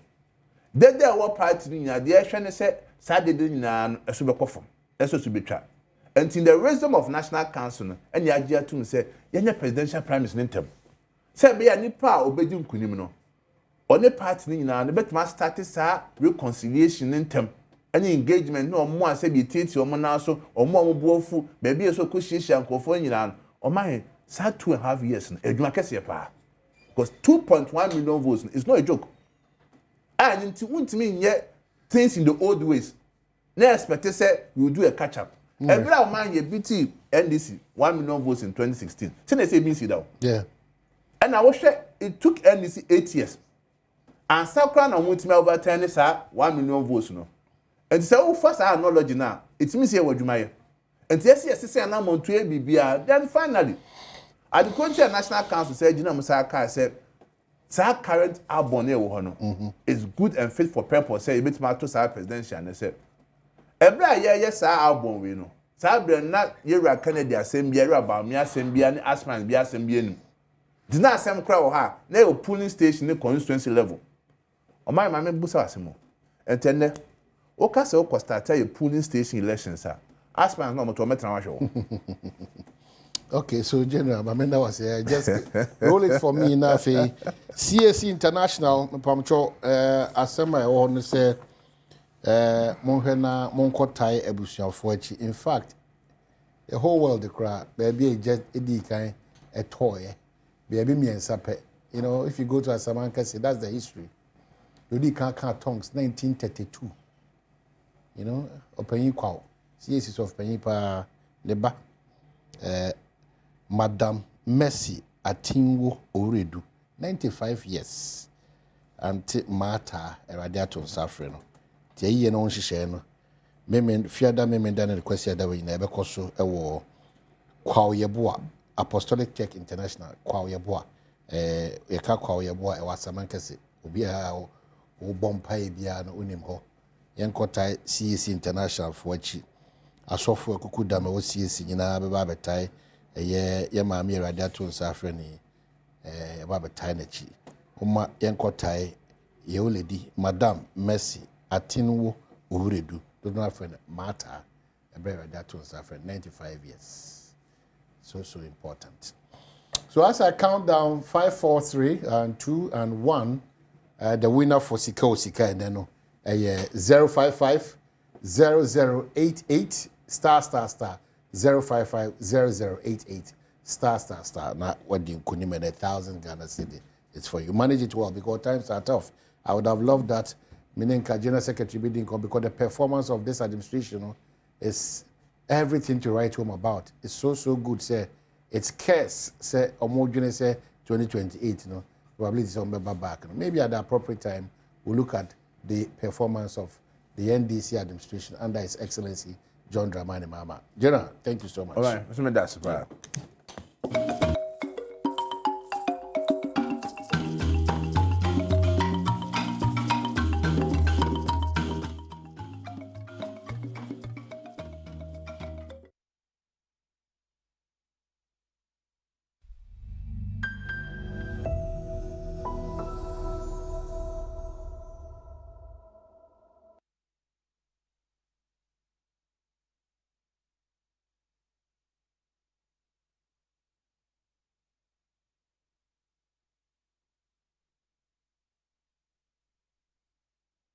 Thank you.